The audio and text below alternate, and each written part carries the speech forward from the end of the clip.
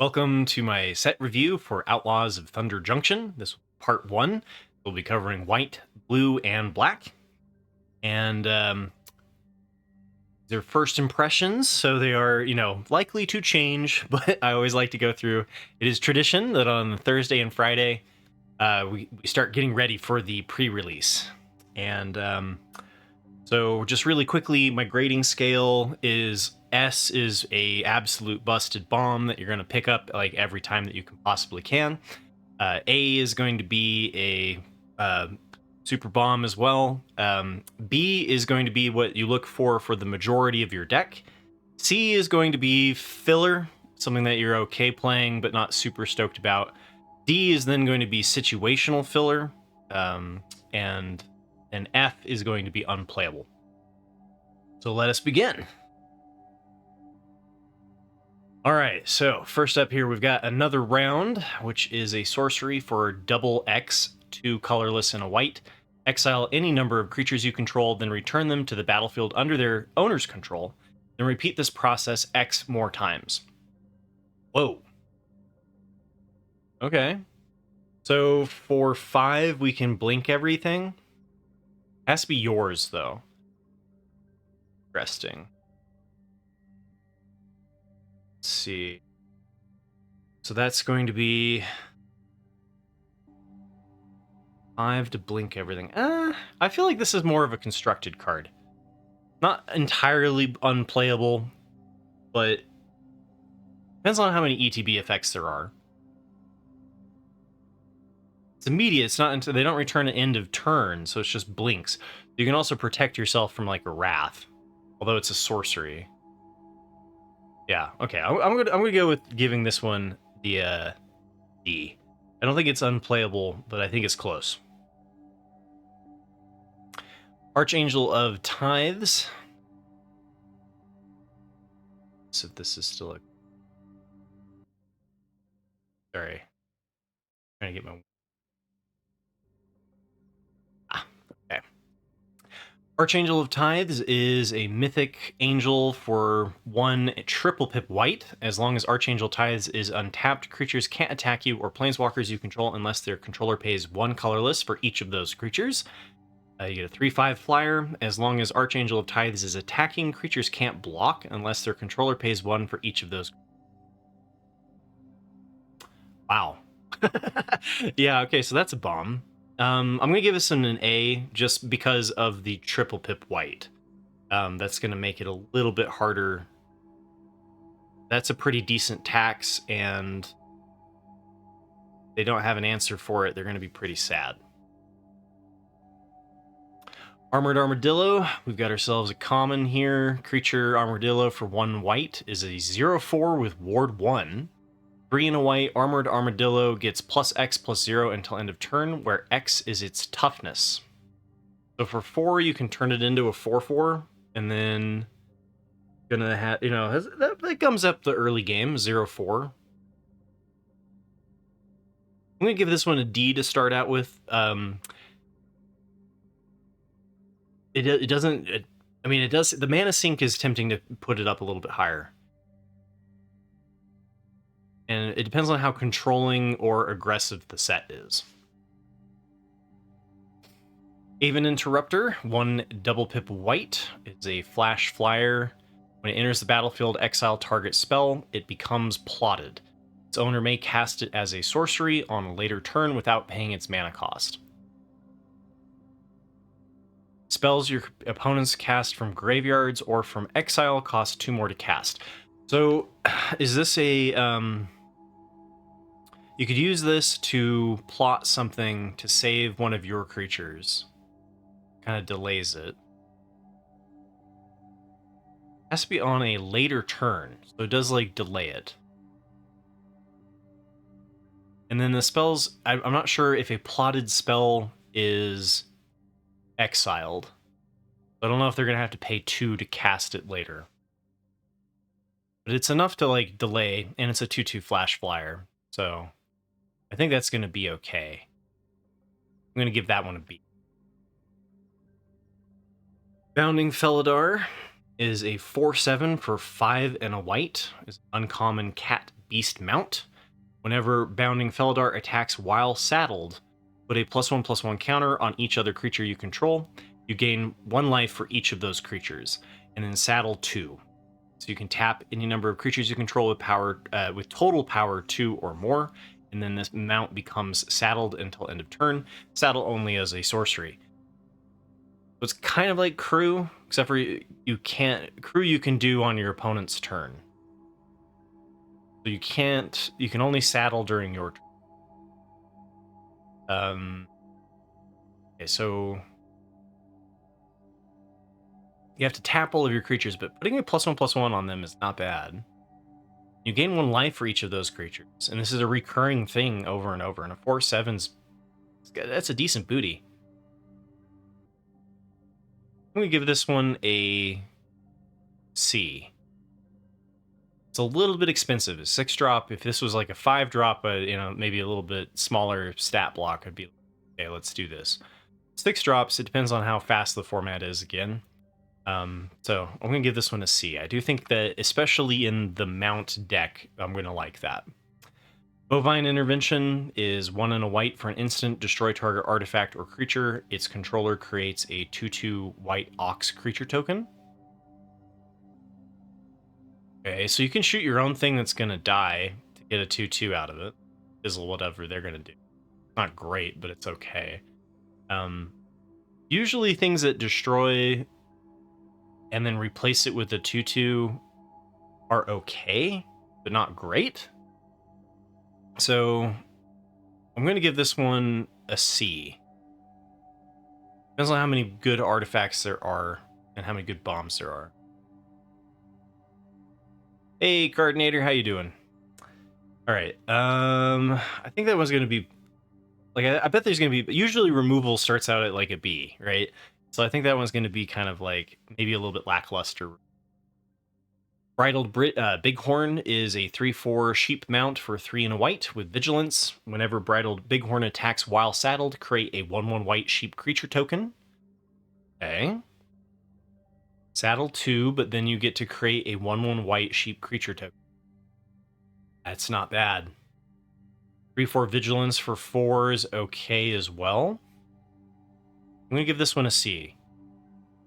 Especially in the mount deck, that might be even better than a C. Claim Jumper is a rare 2 and a white rabbit mercenary with a 3/3 Vigilance. When Claim Jumper enters the battlefield, if an opponent controls more lands than you may search your library for a Plains card and put it onto the battlefield tapped. Then if an opponent controls more lands than you, repeat this process once. If you search your library this way, shuffle. Wow. Okay, so if you do it, oh man, just the 1 Plains single time is perfect. And then the fact that you could do this up, if you've fallen behind in lands a little bit, you could catch up. The 3/3 Vigilance, okay. Yeah, I'm stoked about this. I'm going to give this one an A. This one's perfectly fine bomb. Maybe I'm being a little bit too... Maybe I'm readily giving out too many A's. But 3/3 Vigilance for 3 with ramp applications, fantastic. Dust Animus is a rare creature spirit for 1 and a white, 2/3 body, 2/3 flyer. If you control 5 or more untapped lands, Dust Animus enters the battlefield with 2 +1/+1 counters on it and a lifelink counter on it. So it's either a 2/3 for 2, or later in the game, it comes down as a 4/5 lifelinker for 2. Whoa. And if you're plotting it, to plot, you may pay 1 and a white and exile this card from your hand. So there's the answer to my question. Plot does exile. And then cast it as a sorcery on a later turn without paying its mana cost. Plot only as a sorcery. So you could wait. You could plot this and have it come in later for free once you get to 5 lands. I'm always just going to be playing this out as a 2/3 flyer for 2, though. That's fantastic. But like later in the game, there's some interesting applications there. And then plot does allow you to kind of manipulate when things are occurring, right? So you could be playing a bunch of plots with the intention of wrathing or something, and then playing after the wrath. So Hey, what's up, Slendy and Agu? Hope you're having a good day. We're just doing some wild speculation here. Dust Animus seems great. This is another one I'm going to give an A. I'm a little bit worried so far, just already with the power level of the rares seeming pretty good. Aret's Lullaby is a sorcery, common, 1 and a white. Destroy target tapped creature, you gain 2 life. Well, so this one, I'm going to give this one a C as well. The problem with this tends to be that if your opponents are not attacking you, then they're not tapping their creatures, and then this is a dead card. If you're racing in the air and trading blows with your opponent, then this goes way up in value. So it's going to be really great in like the blue-white flyers deck. Oh, yeah, so I gave that one a C. Final Showdown is an instant with Spree, which is a new mechanic. Choose 1 or more additional costs, so you can choose 1 or 2 or all 3. So for 2, all creatures lose all abilities until end of turn. For 2, choose a creature you control, it gains indestructible until end of turn. Nice. And then for 6, destroy all creatures. If you do it for 7, you could make something indestructible and destroy all creatures. Oh my goodness, an instant speed Wrath. Okay. That's scary. Jeez. Okay, I'm also going to give this one an A. That's fantastic. I mean, one-sided board wipe for 7, that's pretty spicy. And then the fact that you could also use it for 2. Just remember, you do have to pay the original cost of white, so it's for 6 to destroy all creatures. Yeah, it could be an S. This is definitely one of those that's like close enough to being an S. The only like 6 cost Wrath. Again, it depends on the speed of the format. If you know, generally you want your Wrath to be around cost 5, as 6 can be just one step a little bit too expensive. So if it's a slower, more controlling format, then this is going to be spectacular. But in a vacuum, let's just start it off with an A. I'm going to be totally stoked to pick that one up. Fortune Loyal Steed is a 2/4 legendary creature rare beast mount for 2 and a white. When Fortune Loyal Steed enters the battlefield, scry 2, which I kind of put adjacent to card draw. I think that's pretty close. When it attacks while saddled at end of combat, exile it and up to 1 creature that saddled it this turn, then return those cards to the battlefield under their owner's control, saddled for 1. Wow, so you can blink your things, and then if it survives, you get to blink it back in and get an additional scry. Oh my, okay, well, we saw at the very beginning the blink your whole team for 5, so it does seem like there's going to be some ETBs in the format. And a 2/4 for 3 is a perfectly fine stat, so I'm also going to give this one an A. Maybe I'm being way too liberal with my A's, but like, I've got no problem with the pack one, pick one on that card. All right, Frontier Seeker. Maybe I need to adjust my power levels here. Frontier Seeker is a uncommon human scout. 1 and a white, you get a 2/1. When it enters the battlefield, look at the top 5 cards of your library. You may reveal a mount creature card or a plains card from among them and put it into your hand. Put the rest on the bottom of your library in a random order. Yeah, that's great. I'm going to give this one a B. 2/1s I'm okay with. You know, if there's a whole bunch of 1/1s, then it goes down a little bit. But this replaces itself, right? The fact that like you get a draw, this is perfectly fine. Getaway Glamer is a uncommon instant for 1 white with Spree. So for 2 mana, you can exile target non-token creature and then return it to the battlefield under its owner's control at the beginning of the next instep. And then for 3, you could destroy target creature if no other creature has greater power. You get to destroy their biggest thing, if it's the biggest thing on the board. Otherwise, you're doing like a blink effect.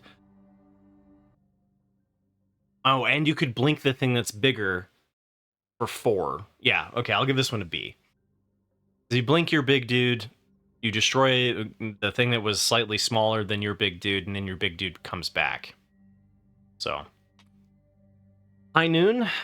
Oh yeah, I don't do plus minus. I just do straight up A B C D E A B C D F. High Noon is a rare enchantment for 1 and a white. Each player can't cast more than one spell each turn. Okay. I do know that there is a blue-red archetype that is trying to cast spells twice. So this basically hoses that archetype in one card. And then for 4 and a red, sacrifice High Noon, it deals 5 damage to any target. Alright, well, rending the double spell is interesting. I definitely think that you're going to want this to... You're going to want this in Boros. Right? I think without red, you're going to be a little bit sad. I'm going to give this one a B. I think that this one's like... I opened it up in pack 1, pick 1, or in pack 2, pick 1. I'm not like, okay, we need to pivot.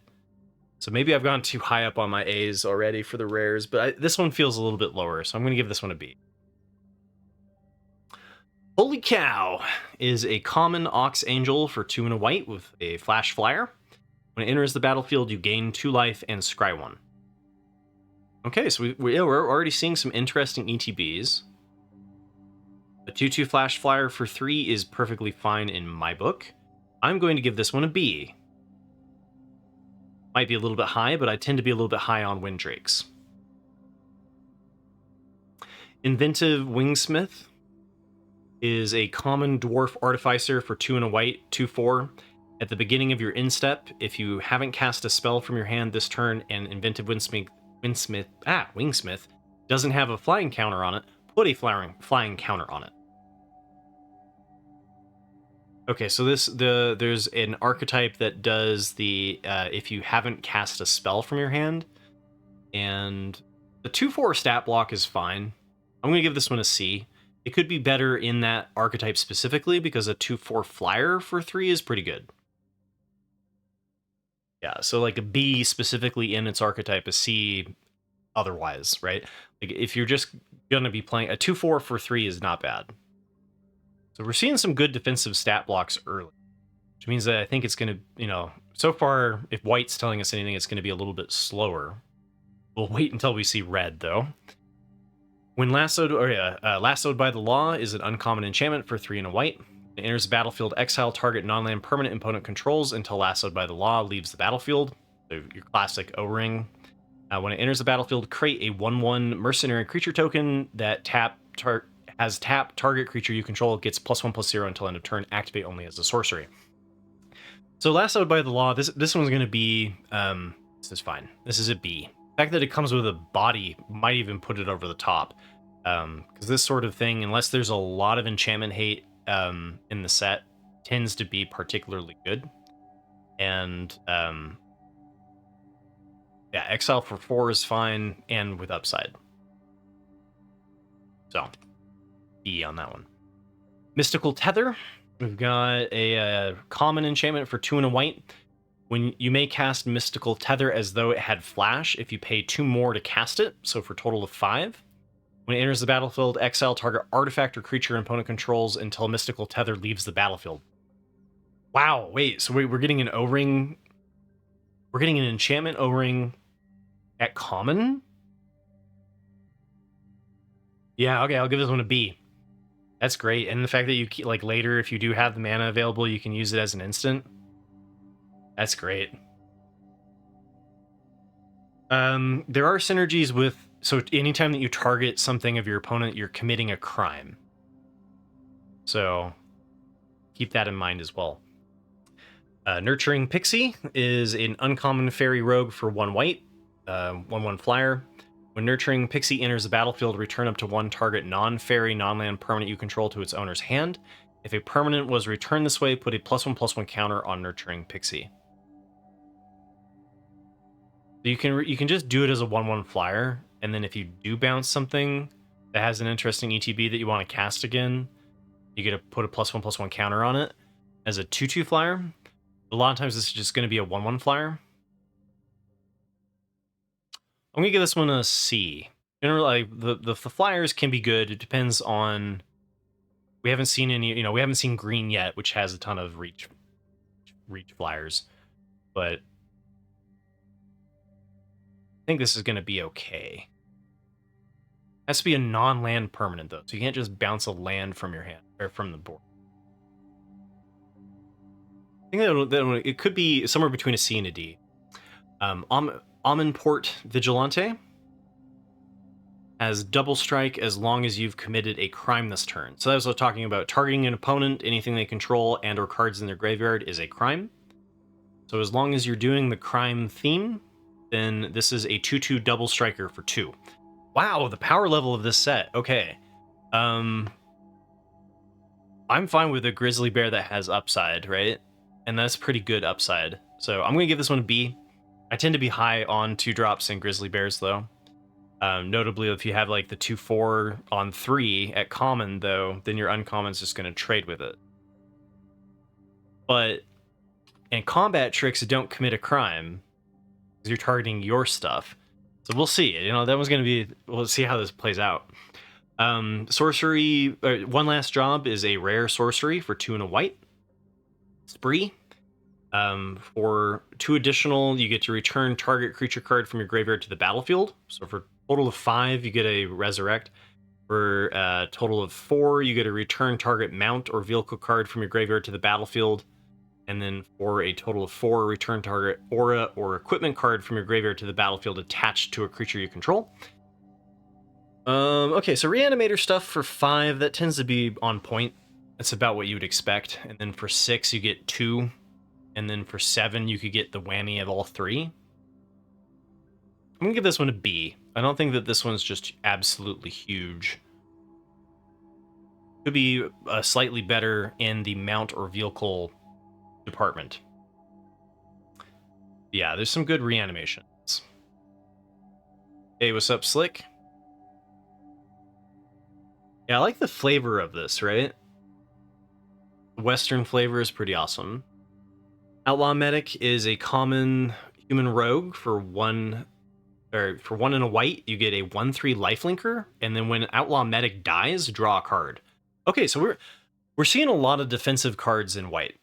Seeing a lot of flash stuff that you can play on other people's turns, and that, a 1/3 lifelinker makes the 2/2 grizzly bears pretty sad. And when it dies, drawing a card later kind of replaces itself. It's great for control. So I'm going to give this one a B. I think that this is going to be a pretty important card at common. We'll see. But depends on how easily you can. If there's a bunch of 3/1s or something like that, then maybe, or 3/2s or whatever. If there's a bunch of 3/1s for 2, then this is worse. Still, it would trade and draw you a card, so I like this. Prairie Dog. We've got a uncommon Squirrel for 1 and a white. You get a 2/2 lifelinker.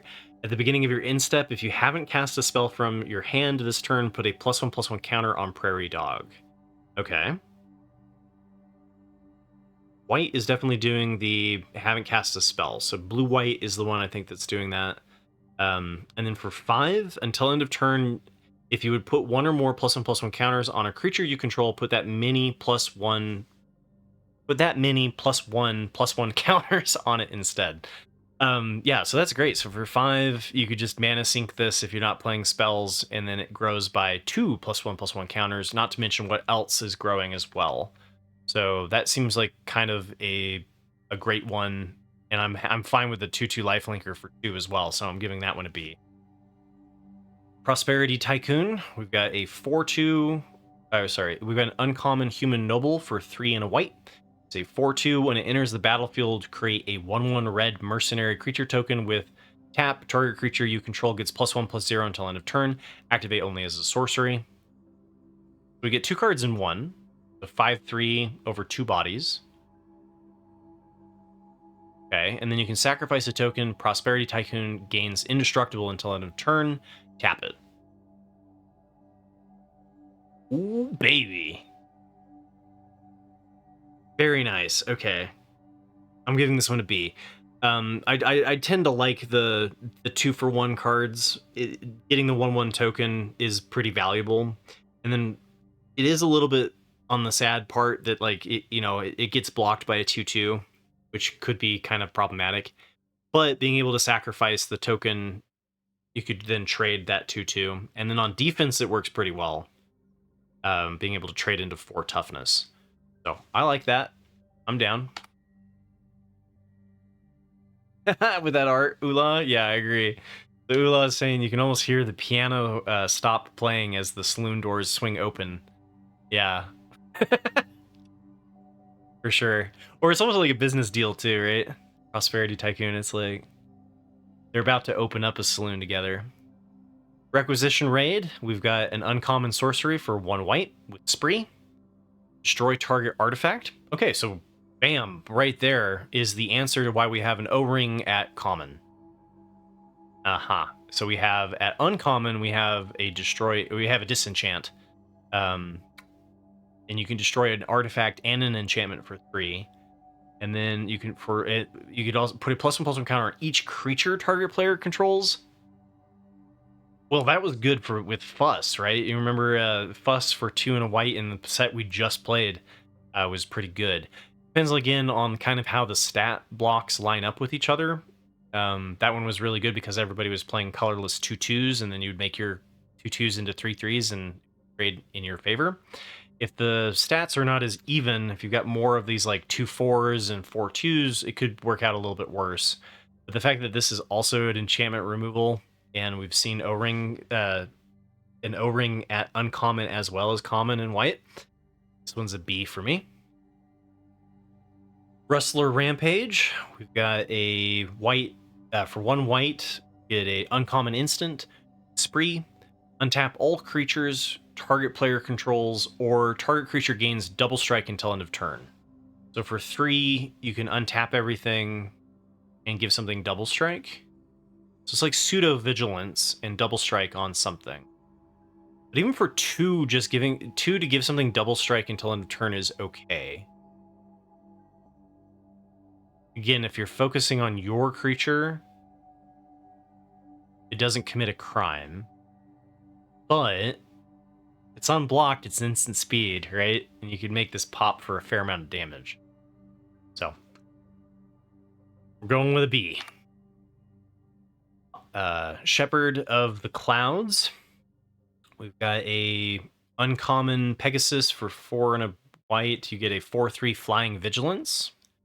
When it enters the battlefield, return target permanent card with mana value 3 or less from your graveyard to your hand. Return that card to the battlefield instead if you control a mount. All right.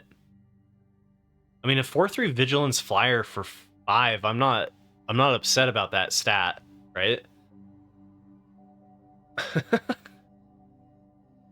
That one's yeah. Especially by turn 5, I think it'd be pretty easy to get the value 3 or less from something. It doesn't have to be a permanent, but it can be like your O-ring, right? It got destroyed by a disenchant. You can bring it back and play it again. That's pretty good. I'm gonna give that one a B. Sheriff of Safe Passage Sheriff of Safe Passage is a uncommon human knight for 2 and a white. It enters the battlefield with a +1/+1 counter on it, plus an additional +1/+1 counter on it for each other creature you control. And it has plot for 1 and a white. So it's a 1/1 for 3 if it's an empty board. Otherwise, it's a +1/+1 on it for each other creature you control. So if you turn 1 creature, turn 2 creature, it's coming down as a 3/3. I'm gonna give this one a C. I think this one reads better than it actually will play.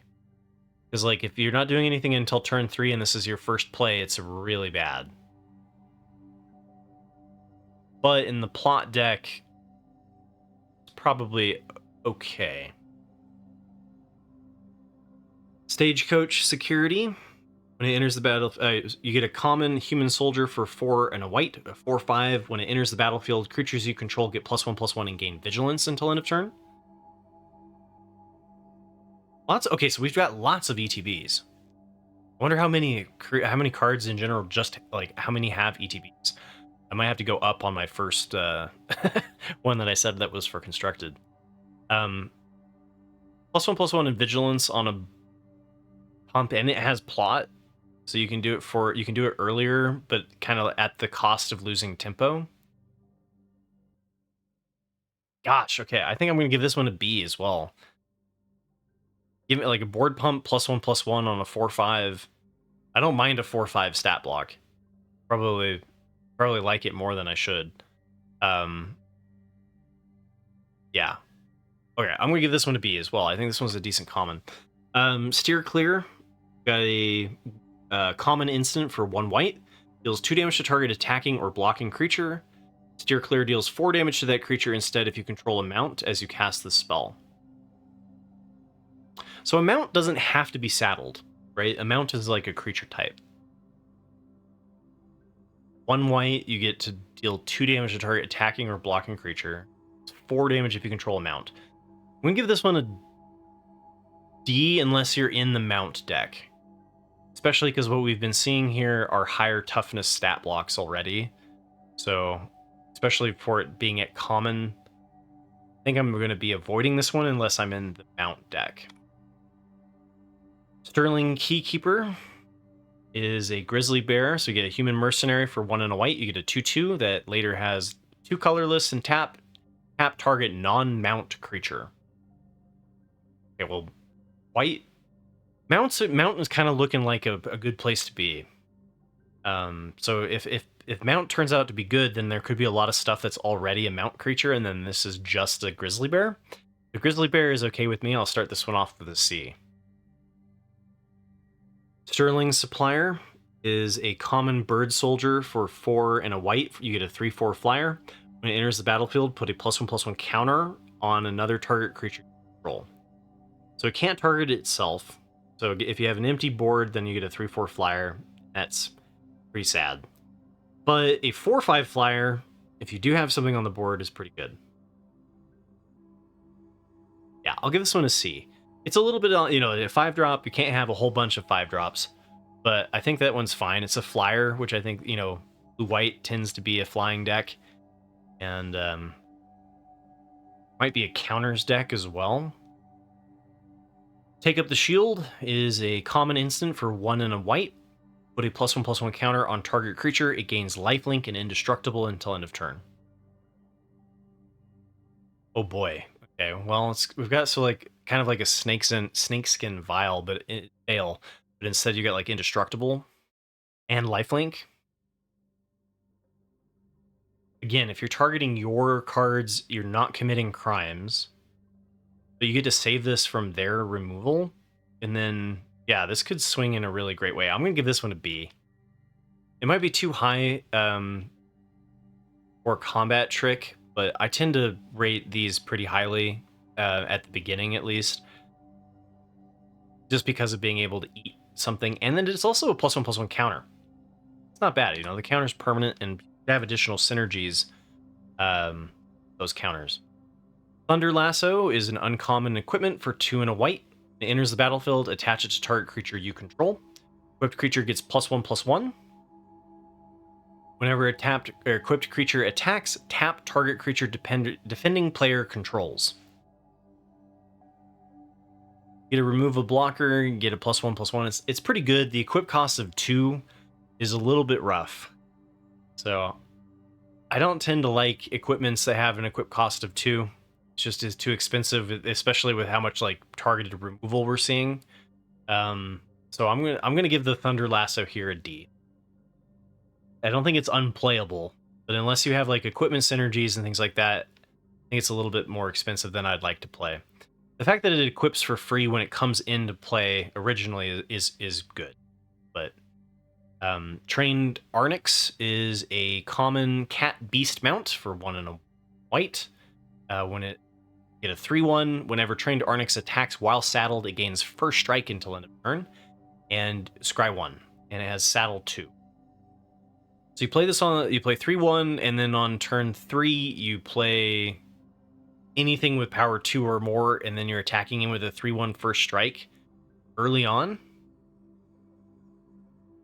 And we know that the opponent is going to be playing a 2/4 common on 3. So this is much better if you're on the play than on the draw. But then you also have combat tricks. Yeah, no, I like this. I think that's great. 3/1 stat block. First strike, doing the thing. I'm gonna give this one a B. I think this is a common that entices me. Vengeful Townsfolk. Whenever one or more other creatures you control die, put a +1/+1 counter on Vengeful Townsfolk. 3/3 for 3. Okay, so there is an attrition sacrifice theme that's black-white. And so if you have stuff that's dying, this could get big. Generally, having your stuff have to die to get the perk, though, is not super great. The 3/3 for 3, I'm fine with that stat block, so I'll give this one a C. Then we get a Wanted Griffin, which is a common griffin for 3 and a white. You get a 3/2 flyer. So a lot of understated flyers. When Wanted Griffin dies, create a 1/1 red mercenary creature token, and token ability of tap target creature you control gets +1/+0 until end of turn, activate only as a sorcery. So if they don't have flyers, then this is attacking in as a 4/2 flyer. Okay. Not bad. Oh, but no, the Griffin has to die. Then you get a 1/1 that replaces. Okay. Well, Windrake trades into it as a 4/4, or for 4 costs. So you're down in value on the Windrake. And the die ETB is not as good as the enter the battlefield effect, right? When something dies, it doesn't give you quite as much value as when it enters the battlefield. So it does give you something, though. But is it enough to make up for it? I don't think so. I think I'm going to give this one a D. I think that if you're leaning heavily into the flying deck, then maybe it's a little bit higher. But I'm thinking the fact that we've seen a Windrake at 3, I don't like this. How's your day going, Stream Daddy? All right, so we're done with white. Holy cow! We're done super soon today. All right, I'm going to take a quick little break, and then we will start up on blue, and I'll be right back. Key F minor, how's your day going? You asked if white felt fairly strong overall. Well, without having seen any of the other colors, just in a vacuum, it felt like there was a pretty straightforward plan, right? We saw a couple, not a whole lot of, so like we had the 3/1 first striker, we had a couple of grizzly bears, we also had a 1/3 and a 2/4 at common, 2/4 for 3. So there's definitely the classic old strategy of like gum up the ground, win in the air, right? And it'll be interesting to see how the plot mechanic works, because usually your flying decks are a little bit more dependent on tempo, and so the fact that like plot is going to be slow at the beginning but then kind of snowball, I think is kind of in the opposite direction of what you would usually do with a blue-white flyers deck. So I think you're going to be kind of like, I think there's some tension in white. I do feel like it felt just on the first bit, it felt like the most aggressive strategy is going to be the mount strategy in green-white. And we saw like a slight nod to some token stuff for like white-black, the token sacrifice theme. So it's sort of feeling like a support color to me. I wouldn't say that like at the common and uncommon level it just like blew my socks off. So overall, I would give my first impression on white is probably a C. Right? It didn't feel like it didn't feel really great. It did feel like the power level of the set is relatively high, though.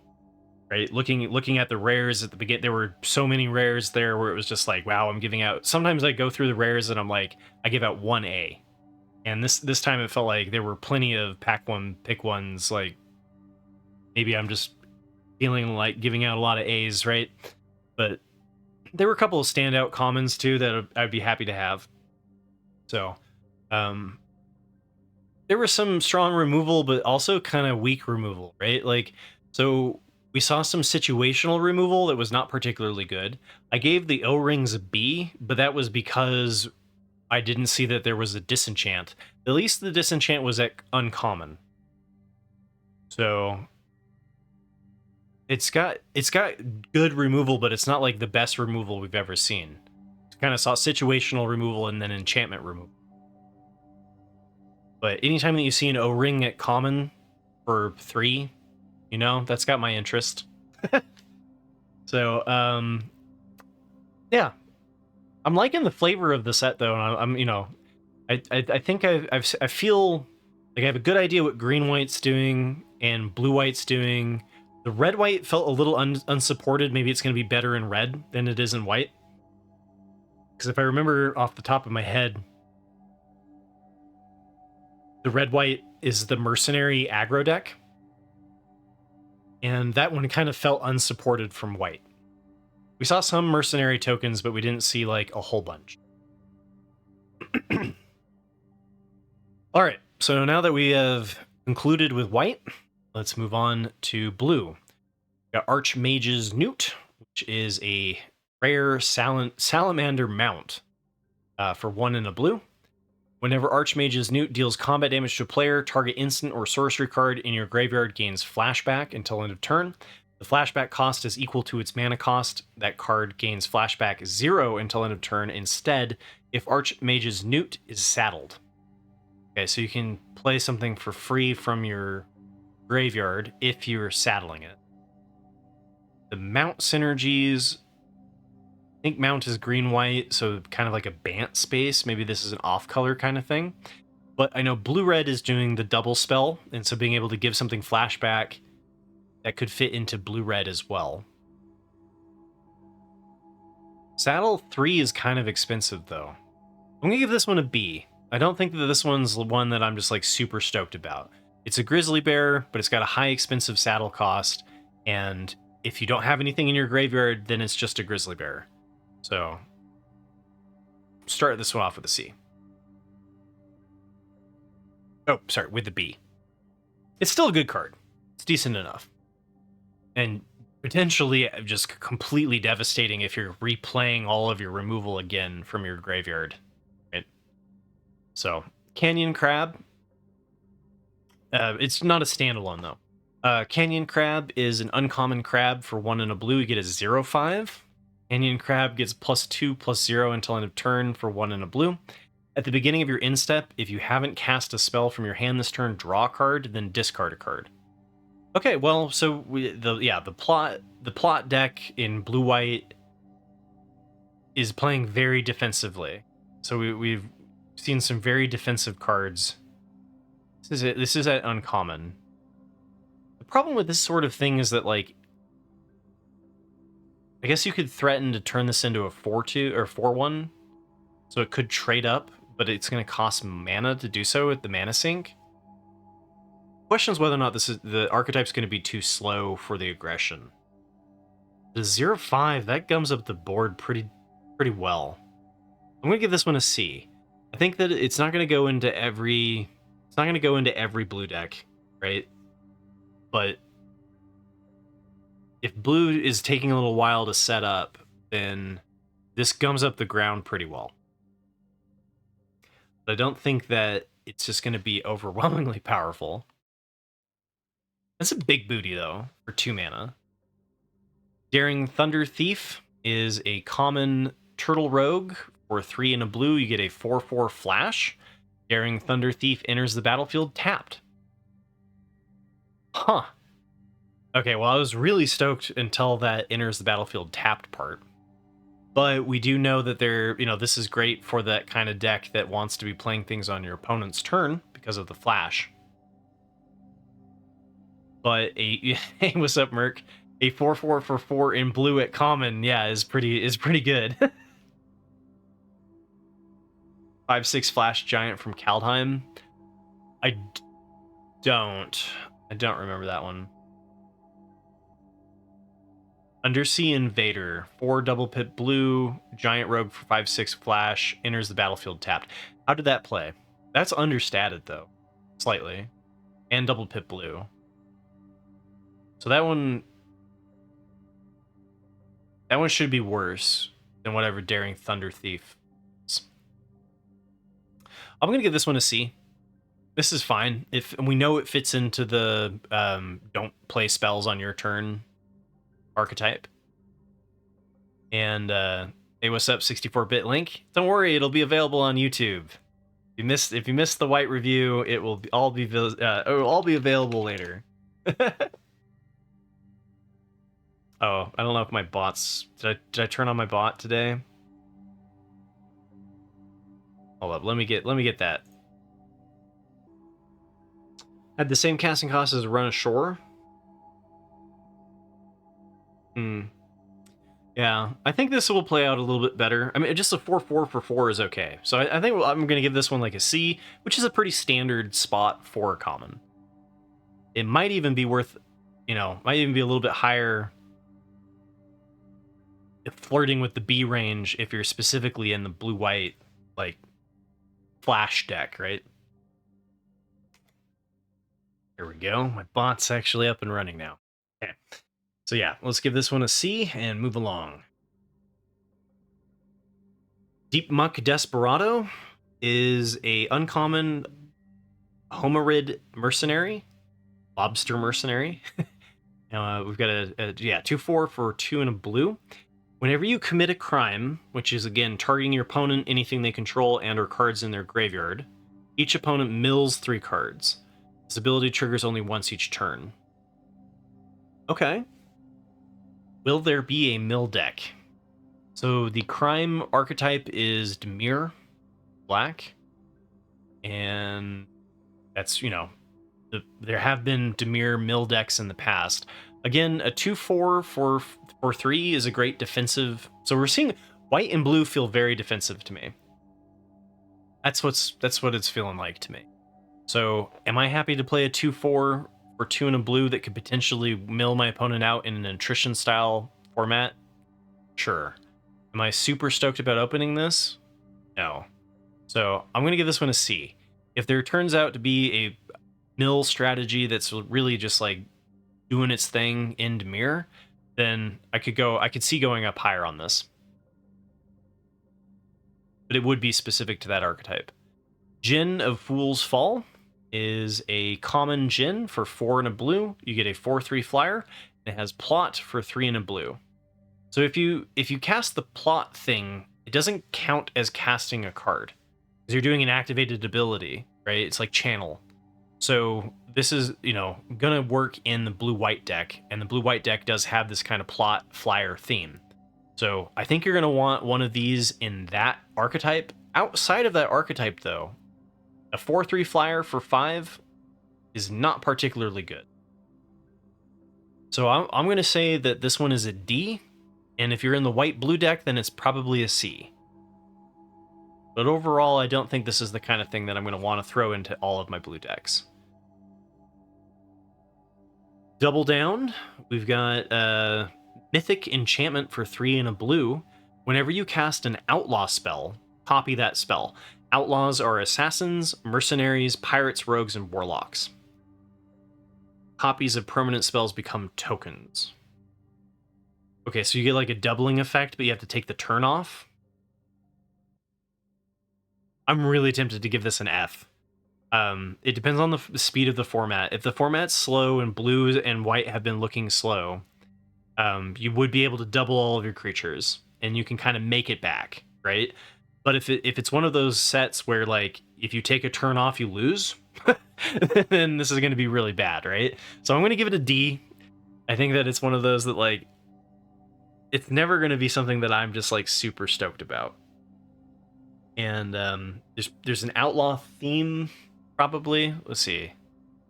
Remember on blue white is plot, blue green is plot, blue red is double spell, and blue black is crimes. So nothing is specifically an outlaw archetype off the top of my head, other than the red-white mercenaries deck. I don't think there's an outlaw archetype. I'm gonna have to go back and look at that. I'm still a little bit rusty on which archetype is doing what. But even then, I don't think you're gonna want this. Duelist of the Mind is a rare human advisor for 1 and a blue. You get a *3, flying vigilance. Duelist of the Mind's power is equal to the number of cards you've drawn this turn. Whenever you commit a crime, you may draw a card. If you do, discard a card. This ability triggers only once each turn. Okay. So this is the world champion got to build a card, huh? Okay, so a 0/3 flying vigilance is perfectly fine defensively. And then it's always going to be a 1/3 on your turn. And then if you've committed a crime, it could become a 2/3 flyer. All right. I like it. Yeah, I'll give this one a B. I don't think I'm going to go out of my way to like pick this up, but it's doing enough that like it's okay. Emergent Haunting is an uncommon enchantment for 1 and a blue. At the beginning of your instep, if you haven't cast a spell from your hand this turn and Emergent Haunting isn't a creature, it becomes a 3/3 spirit creature with flying in addition to its other types. Permanently. And then it has 2 and a blue mana sink for Surveil 1. Sure. Okay, yeah, no, this one's fine. It's not particularly great outside of the blue-white deck, but in the blue-white deck, I think this is going to be pretty good. It's like a 3/3 flyer for 2, but it takes a little while to get online. It's fine with what we've seen so far. And once again, plotting something doesn't... So yeah, blue-green and blue-white's gonna... let's give this a B. I think there's going to be enough that like this is okay. And some decks might even want to just like play it on 2 and then take a turn off and get a 3/3 flyer, right? It's not going to be able to attack until turn 4. Hey, what's up, Christmas? And Herbivore. Sorry, I don't think I said hello to you. You're having a good day, Herbivore. And yeah, so I think this one's fine. I'll give this one a B. It might be a little bit high because like it's maybe not super great in like the blue-red deck or the blue-black deck, but in blue-white and blue-green, I think I could see a place for it. And Surveil later too, like improves top decks, so like it is it's a relevant ability. Failed Hoarding is a common instant for 1 and a blue. Return target non-land permanent to its owner's hand. If you control a desert, Surveil 1. All right, well, I've liked these bounce in the past, right? Like unauthorized exit. That sort of thing tends to be pretty good as long as you're trying to outvalue your opponent or tempo them. I'm gonna give this one a B. That might be too high, but if you're hitting something that's like a 5-drop, and we've seen some expensive stuff, right? So if you're bouncing one of their 5 or 6 drops, then like you could really swing that in your favor. So I'm gonna give that one a B. Thibblethip, Lost on the Range, is a legendary homunculus. Man, I can't say that. For 1 double pip blue, you get a 1/1 ward 2. You may look at the top card of your library anytime. The top card of your library has plot. Plot cost is equal to its mana cost. And then you may plot non-land cards from the top of your library. Wow. Okay. Now there is something interesting. Yeah, there's a cycle of desert duels at common for every color pair. Then there is a cycle of red fast lands for the enemy color pairs. So like blue, red, etc. Right? Like as long as they're not touching, I believe there's 5 that got the fast lands that intertapped as long as there's 2 or fewer lands at rare. And at common, there are a cycle of desert duels that deal a damage, and they come into play tapped, but they deal a damage to target player. And what's nice about that is they commit a crime, right? So I do think that the set, looking at it briefly before doing the set review, I do think that the fixing is going to be particularly good. I do think that like multiple colors is going to be a thing. It's pretty nice. One of the Fibblethip here having double Pip blue makes it a little bit sad, right? Because of that, right? If you're going to be playing multiple colors, you don't like double Pips. But a 1/1 Ward 2, it's not a great stat block. But then the ability to plot things from your library is interesting. That effect is pretty handy. And then you can't, so if you plot something though, you can't play it until the next turn. And there's no discount on what you're doing with your plot, right? I'm going to give this one a B. I do think that there's going to be specifically blue-white again and blue-green are looking for this sort of thing, especially because blue-green has some stuff that will make it like cheaper to cast, right? So it's under, it's a little understated too. Yeah, it's a very card, right? It's a build round. It's one of those that like if I open up this, I could be like, all right, it's time to do blue-white or it's time to do blue-green because I've got Fibblethip, right? It's eventually going to give you some more value. It definitely outvalues your opponent. Fleeting Reflection. Target creature you control gains Hexproof. Oh, sorry. Is a uncommon instant for 1 and a blue. Target creature you control gains Hexproof until end of turn. Untap that creature until end of turn. It becomes a copy of up to one other target creature. Wow. Okay, that's cool. So we've seen Indestructible in white. I know that Snakeskin Veil got reprinted in green. So now we've got Hexproof in blue. So we have a lot of really good removal, but we also have a lot of instant speed reactions that fizzle those removal. So that's interesting. I like that. And then it's target creature, so it just becomes a copy of the best creature on the field. And it untaps to surprise a blocker. I'm gonna give this one a B. I think there's gonna be a lot of people targeting your stuff because of crime, right? And you could also tap something. You could target something of theirs in a pinch if you wanted to, like at the end of their turn, to commit a crime if you wanted to. It's an option. Like I think that in the defensive, in the defensive deck in blue, especially blue-white, I think you're gonna want to be able to give something hexproof pretty highly. All right, so we've got Geral the Flesh, which is a legendary human warlock. For 2 and a blue, you get a 2/3 whenever you cast a spell during your turn, other than your first spell that turn. Create a 2/2 blue and black zombie rogue creature token. Huh, so that's funny. It's blue and black, even though the blue and red is the one that's trying to do that thing, if I remember correctly. Whenever a zombie enters the battlefield under your control, put a +1/+1 counter on it for each other zombie that entered the battlefield under your control this turn. Okay, so if you triple spell, you get a 3/3. So that seems interesting. Ah. Oh, what's the name of the Fleeting Reflection? Name of the pass instant. Geral the Flesh, though, we get a 2/3 for 3, which is an acceptable stat block. And then if you're able to double spell or triple spell, it gets pretty going pretty well. So basically, I have to be able to double spell once for this to be above. So I'm going to give this one an A. I don't know if there's other zombies, but I can see why that's a mythic for a reason. Geyser Drake.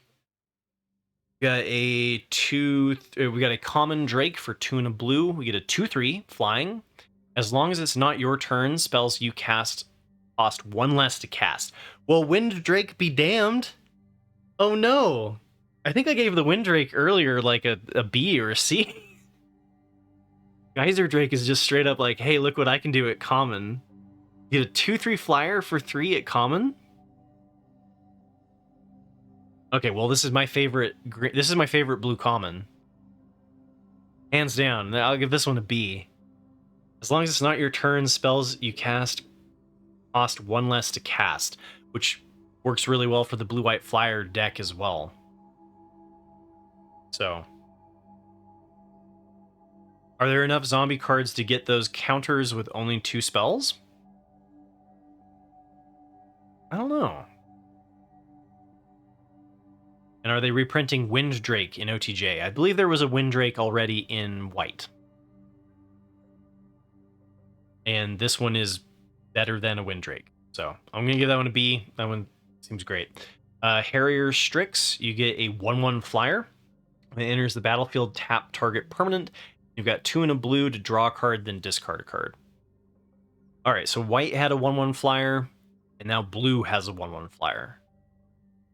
Which is good because the plot is going to be kind of slow. So if you start chipping away early on turn 1, maybe you can make up for it.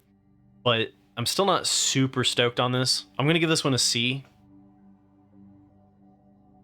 Being able to loot later for 3 is like okay too. It's not great. It's okay. Jailbreak Scheme is a common sorcery. So we've got Spree for 1 blue. So for a total of 4, you could put a +1/+1 counter on target creature and it can't be blocked this turn. Or for a total of 3, you could do target artifact or creature's owner puts it on top or bottom of their library.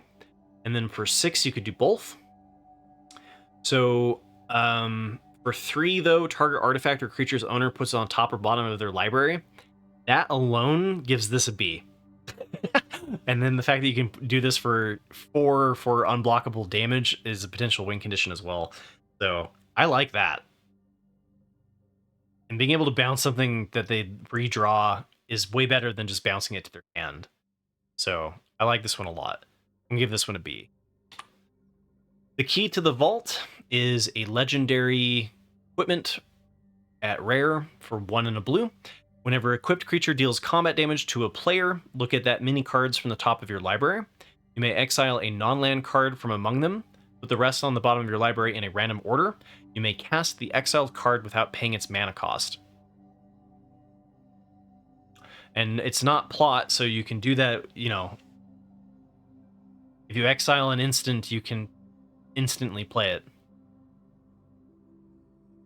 That's pretty good. The equip cost is rough, though, man. The equip cost is rough.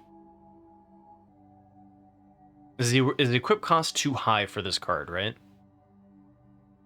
I think it is. I'm gonna give this one a C, which for a rare is a pretty bad grade. There's definitely going to be a time when I lose to this card, especially on flyers getting through, evasive damage, burying me into the ground, but I don't think I'll be the one doing it, at least at the beginning. Lone Shark is a common shark rogue. For 3 and a blue, you get a 3/4 when it enters the battlefield. If you've cast 2 or more spells this turn, draw a card. And it has plot. So you can plot it, and then the next turn, double spell to guarantee that it's drawing you a card.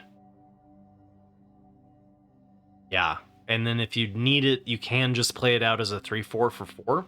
But a 3/4 that draws you a card, as long as you can afford the tempo, this is going to be a good skill testing card about when you plot it or not. So I'm going to give this one a C. Wait, yeah. Oh man, it's close to a B. I might, because in blue-red and blue-white, you're looking to do this sort of thing. And then in blue-green, you're doing the plot as well. You're definitely going to be okay with it, but you have to be okay with coming in as a 3/4 on turn 5 for drawing a card.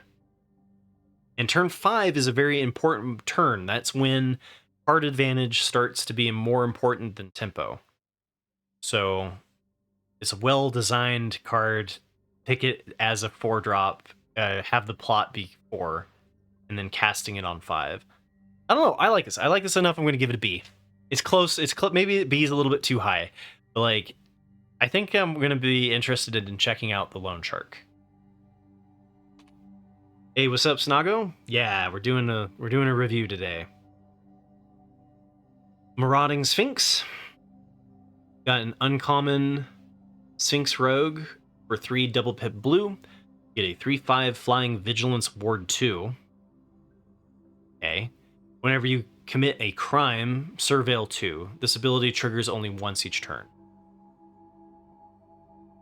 Flying Vigilance Ward 2 for 5. I'm on board. I'll give it a B.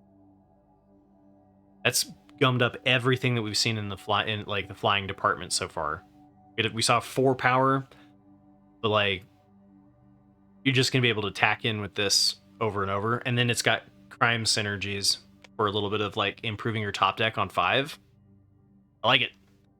B. Metamorphic Blast. Got ourselves an uncommon instant for 1 blue with Spree.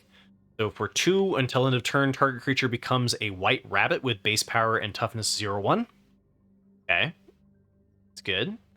And then for 4, target player draws 2 cards. All right. It's a little expensive, right? It's a little overpriced, but I think the Spree has been a little bit overpriced in general. But so divination is what you usually look at for draw 2 for 3, and then that's usually a sorcery. Although we have seen an instant speed divination. So this one, instant speed, haven't seen anything that like makes the Spree cheaper or anything. But the fact that you could do this for 5, make something into a 0/1 that you then eat and then draw 2 cards. I like that. It's a crime too, because you're like turning something of theirs into a white rabbit. So it works well in like the Demure archetype of committing crimes. Yeah. I could get behind Metamorphic Blast. Not sure it's quite the B level though. Alright, well, let's give it a B. For the time being. Slendy, you were saying the plot may be a little bit too slow. Depends on high tempo decks. Yeah, it depends on the set. Starting out white blue, I'm definitely getting the feeling that white blue is slow, right? So if plot turns out to be a good thing, then the format will be very slow.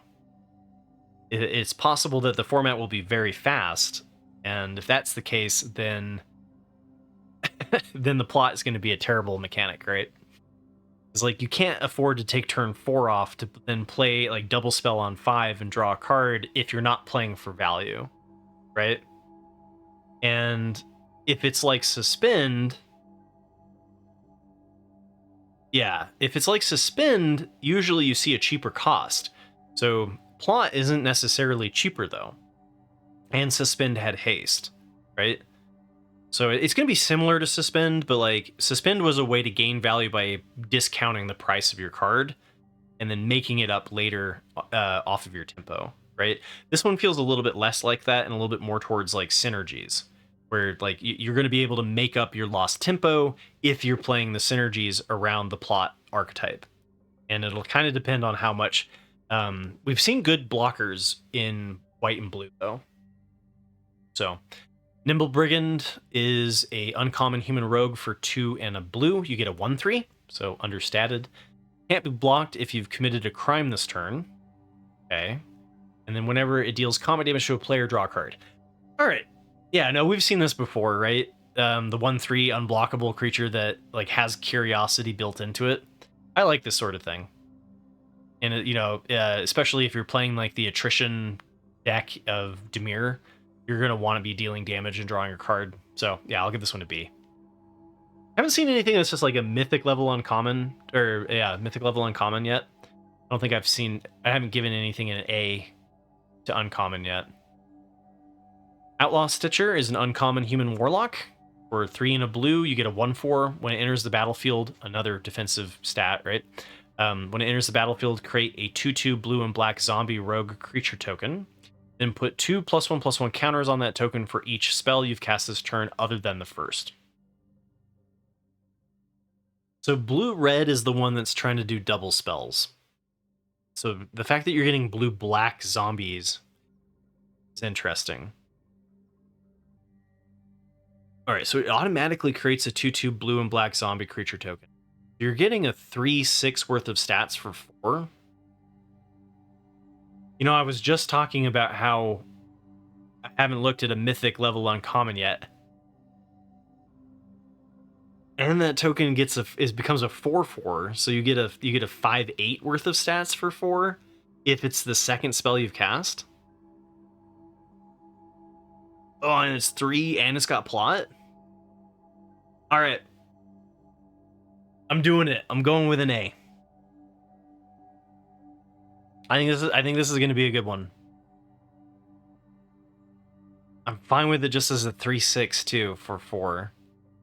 Like, the floor on this is not that bad. The ceiling on this is ridiculous. And like, if you can plot, you could totally swing everything on turn 5 here, right? I guess no, turn 6. I don't think I'm ever going to plot this card. I think I'm going to play this with other plot cards on turn 4 and get a huge token.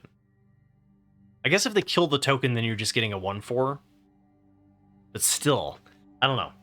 My gut tells me that this is going to be a good uncommon. All right, Peerless Rope Master. Got a common human rogue for 4 and a blue. When it enters the battlefield, return up to 1 target tapped creature to its owner's hand. Okay, so it's kind of like Hotshot Investigators, where you could bounce something of theirs.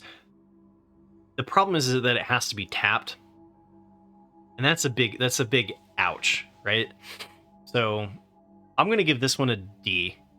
Like, the Hotshot Investigators, like, there is a blue deck typically where you can just bounce your opponent's stuff over and over, and yeah, Herbivore, that's a good way to look at it. With the previous card, you're getting a 1/4 and eating one of your opponent's removal. So, this feels understated and potentially not great, right? Like, if your opponent is just sitting there and you not attacking into you and you play this, you have to have the ability to tap your opponent's stuff. And we haven't seen a whole lot of that. It does have the Thunder Lasso, like, in the art, though. So I think that if you had the Thunder Lasso, then that kind of works, right? But I think I'm going to give this one a D. That's exactly what I just said, Herbivore. Is a lot like Hotshot Investigators. Phantom Interference is a common instant for 1 blue. It's free. So for 4, you can create a 2/2 white spirit creature token with flying. Or for 2, you can counter target spell unless its controller pays 2.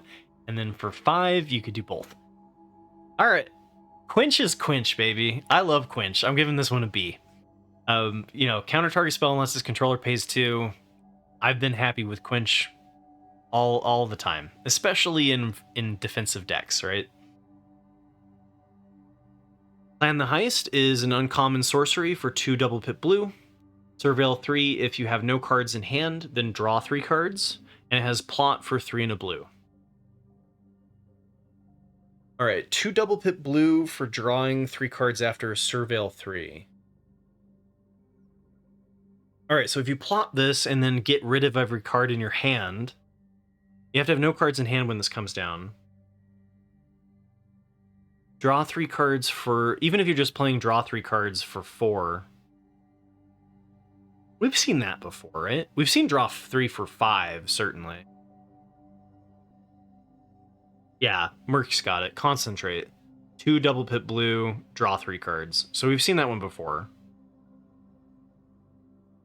I don't know, Herbivore, you're saying that we usually see that at 5? Not just straight up for draw 3 cards, though, right?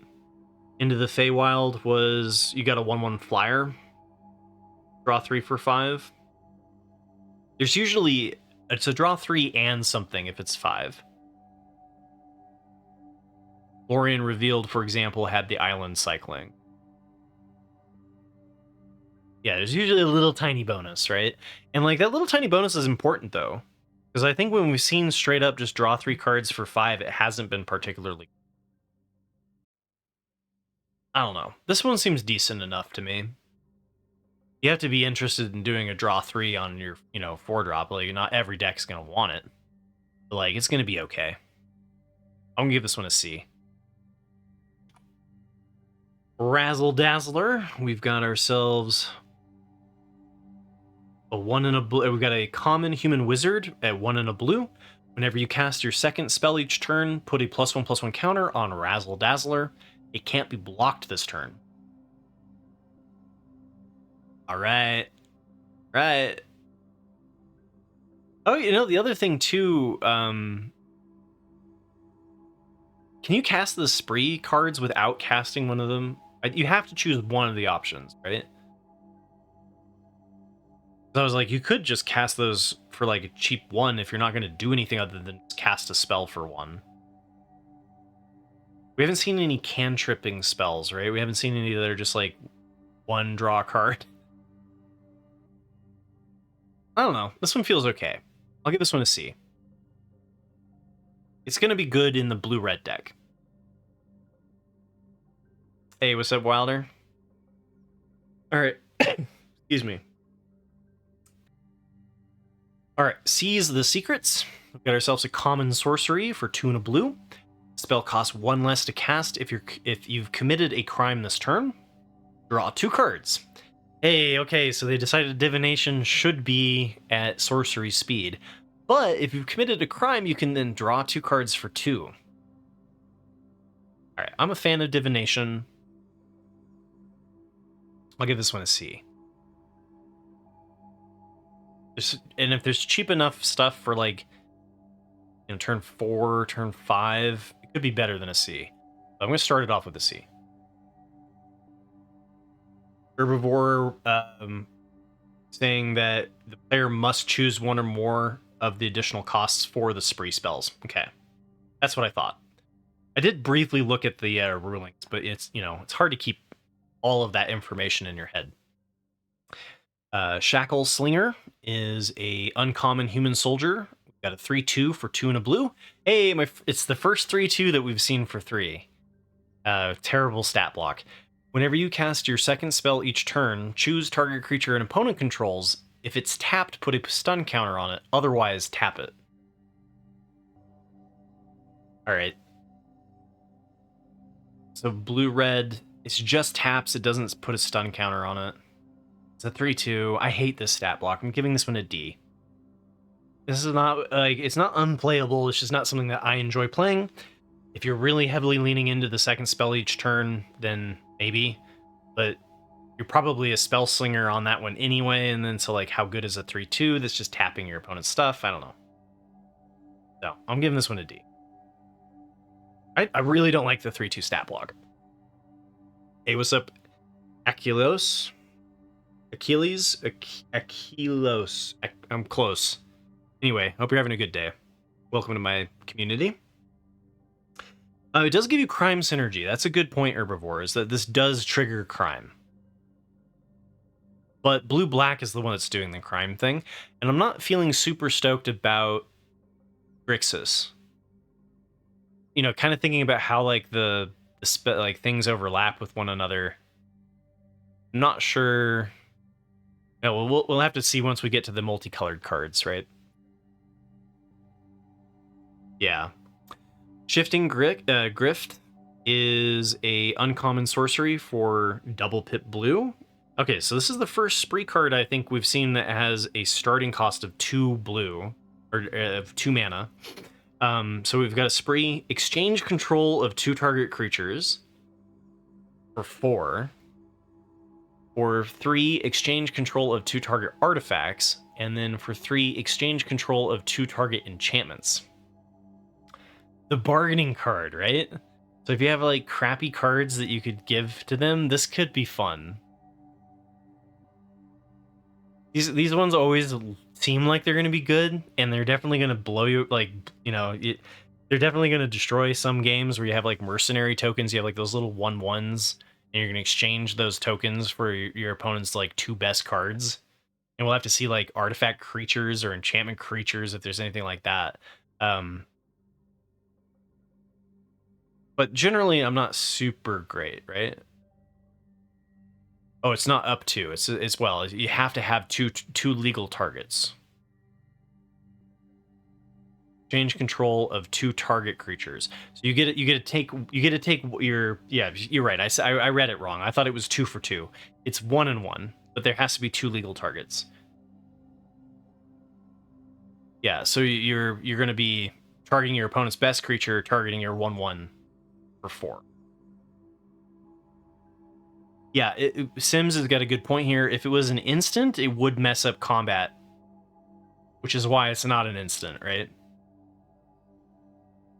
But for 4, you get to take their best creature and give them a 1/1. But you have to have something to give it to them. So I'm not super stoked on this. It's fun, but I think this is a fun card. I'm going to give it a D. For like the spikes out there, I think there's going to be better situations. You could exchange a token for Vein Ripper and then sacrifice a different token because you'd have to pay the ward cost before. You have to pay the ward cost before the spell resolves, right? So if you had 2 1/1s, you could sacrifice a 1/1 and then exchange. Slickshot Lockpicker is an uncommon human rogue for 2 and a blue. When it enters the battlefield, target instant or sorcery card in your graveyard gains flashback until end of turn. The flashback cost is equal to its mana cost. Okay. Flashback doesn't give something instant speed if it doesn't already have it, right? If you're doing a sorcery. So you can plot it, though. So this helps you with the double spell. You know, I'm going to give this one a C. I don't think it's spectacular. I think that, like, if you're in blue-red and you're looking to do the double spell sort of thing, then this is better. But just outside of that, like, it's kind of hard to make sure that you have the instant or sorcery that you're then going to flashback. I could be underestimating this because it does let you replay your removal for flashback, which could be pretty good. Depends on how much cheap removal there is in red and black. But I'm going to give... And you could plot it so that you could play it for free and then do the flashback. Alright, maybe C is a little bit too low. I'm sticking with it. I'm sticking with my C on here. Yeah, I think it's in blue. I think it's a blue-red and a blue-black card. How's your day going, Jorbles?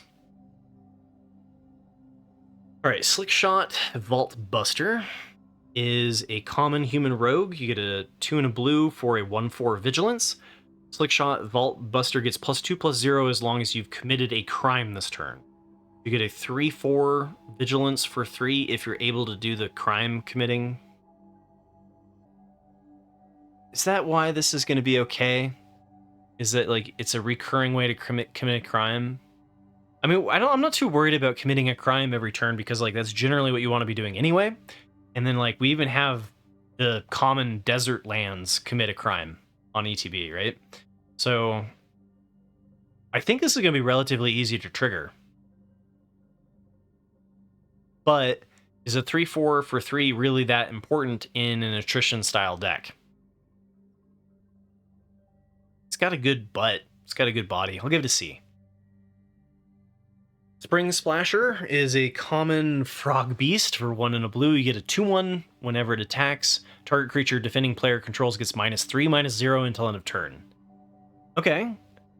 Finally, a card that's offensively sided instead of defensively sided, right?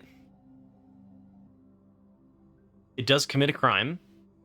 Target creature defending player controls gets -3/-0, commits that crime when it attacks. Frog beast. So it's not an outlaw, right? The player type, the creature types doesn't hit anything there. But I think in blue-black you could be okay with this. Otherwise, I'm not super stoked on it. I'm gonna give this one a D, right? Because, like, you play this card and, like, they play the 1/3 lifelinker, right? Like, yeah, you can make it so that it has negative power and you're not trading against it, but, like, it's still not getting through the 1/3. And it's not getting through the 2/4. So I think if you're interested in committing crimes every turn, then it's kind of okay. But otherwise, like, I don't think I'm going to be picking this up very highly. It's kind of, it gives me that Bubble Smuggler vibe, right? Where that was like, it was good if you were trying to do the cloak synergies. All right, Step Between Worlds is a rare sorcery for 3 double pip blue. Each player may shuffle their hand and graveyard into their library. So much there goes the mill plan. Each player who does draws 7 cards, and then you exile the Step Between Worlds because they learned about not exiling it. All right.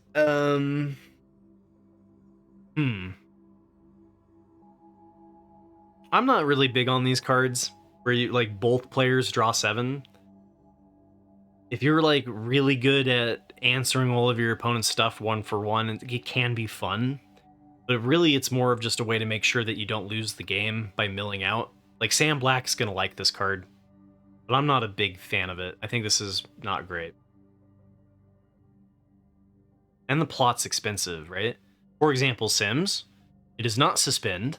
The plot is more expensive than just casting it as a sorcery. They're always going to dump their hand to draw 7. The reason why it's more expensive if you plot is so that you can cast it immediately. So, like, the reason why it's good, right, is because if I plot it and then play it on turn 7, I have all of my mana untapped. You get to draw a handful of new cards, but I get to play them first, right? This sort of card generally is not great because your opponent gets to play their 7 cards before you do. So at least that plot kind of fixes it, right? But it's still giving your opponent 7 cards while it's giving you 7 cards. So you need to be doing it in a very specific strategy. So it's not an unplayable card. I'm not going to give it an F, but it is definitely a D, right? It's one of those that's like, it's a build around attrition style deck, right? Like you we're going to put this in a deck that is going for the long run. Oh, Sam Black's going to make this look amazing. I don't think it's an F. Stoic Sphinx is a rare Sphinx for 2 double pip blue. You get a 5/3 flash flyer, and it has hexproof as long as you haven't cast a spell this turn. A hexproof 5/3 flash flyer? What? Oh my goodness. Yeah, I'll give that an A. I mean, this is a 5/3 flash flyer. I'm okay with that, right? We haven't seen that many 3-power flyers. We've seen a couple, right, in white. But we'll have to see what the reach situation is in green. We'll have to see if red and black got flyers as well. Maybe this whole thing is taking place in the air. It doesn't fit the Western theme, right? I don't think there should be a whole bunch of flying creatures. But anyway, a 5/3 flying flash hexproof for 4 is great. It's not understated. This is great. Oh yeah, that one's a little bit better, right? Because you have to double spell to kill it. This one, you just have to wait for your opponent to cast a spell, and then you can kill it.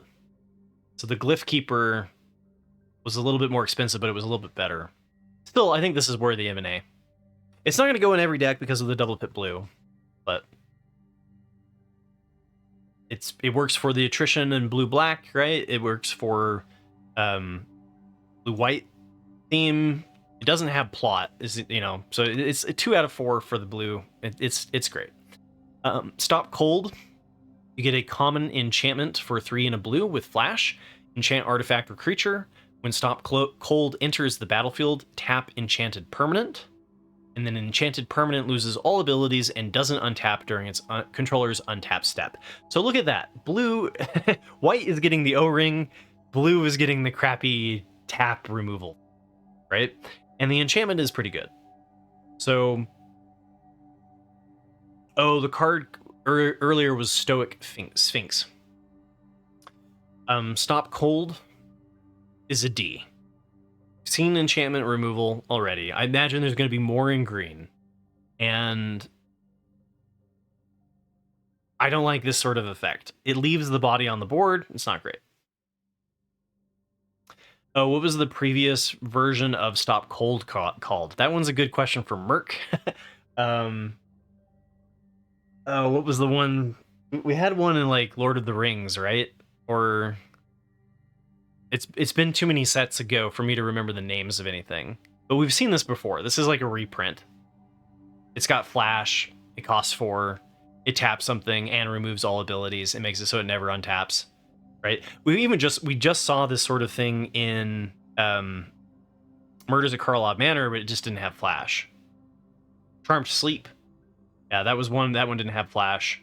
Charmed Sleep was more like the one that we just had. Anyway, yeah, it's a reprint. And I'm not big on them, especially because I have a hunch that like enchantment removal is around the corner.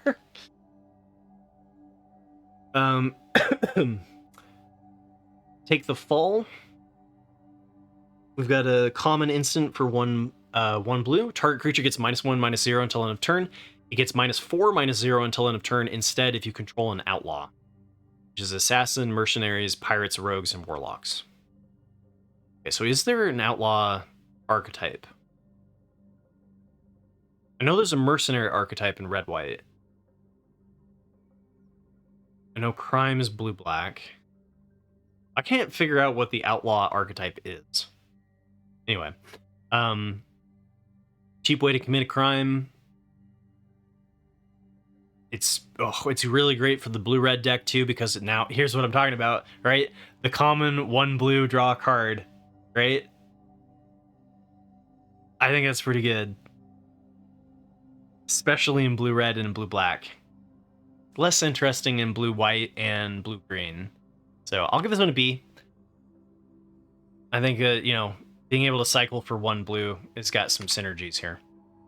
So this town ain't big enough is an uncommon instant for 4 and a blue. The spell costs 3 less to cast if it targets a permanent you control. Return up to 2 target non-land permanents to their owner's hands. Okay, so double bounce for 5, or you could bounce your own stuff if it's going to get wrathed or destroyed. This one I'm a little bit less interested in. Rules question for you guys. If they remove one of the legal targets, this still fires, right? Because it says up to 2 targets. If it said 2 targets, then it would be like Dead Ringers, and you could fizzle it by having one not be a legal target anymore, right? If I remember correctly. So 5 to do a double bounce. Could be okay. I'll give it a C. Gabe eats. It would resolve with just 1. Thank you. We've got 3 steps ahead is a rare instant for 1 blue with Spree. You've got 1 in a blue counter target spell, so it's the set's cancel at rare. 1 and 3 colorless, create a token that's a copy of target artifact or creature you control. And then 1 and 2 colorless, draw 2 cards, then discard a card. Wow. Okay. It's giving me that what was the 6 cost counterspell card that everybody underestimated at the beginning, and then it turned out to be amazing. Oh man, I can't remember the names of anything. Anyway, this is gonna be good. And like the base of base is a cancel, and then for 6 you get to create something as well as counter target spell at instant speed.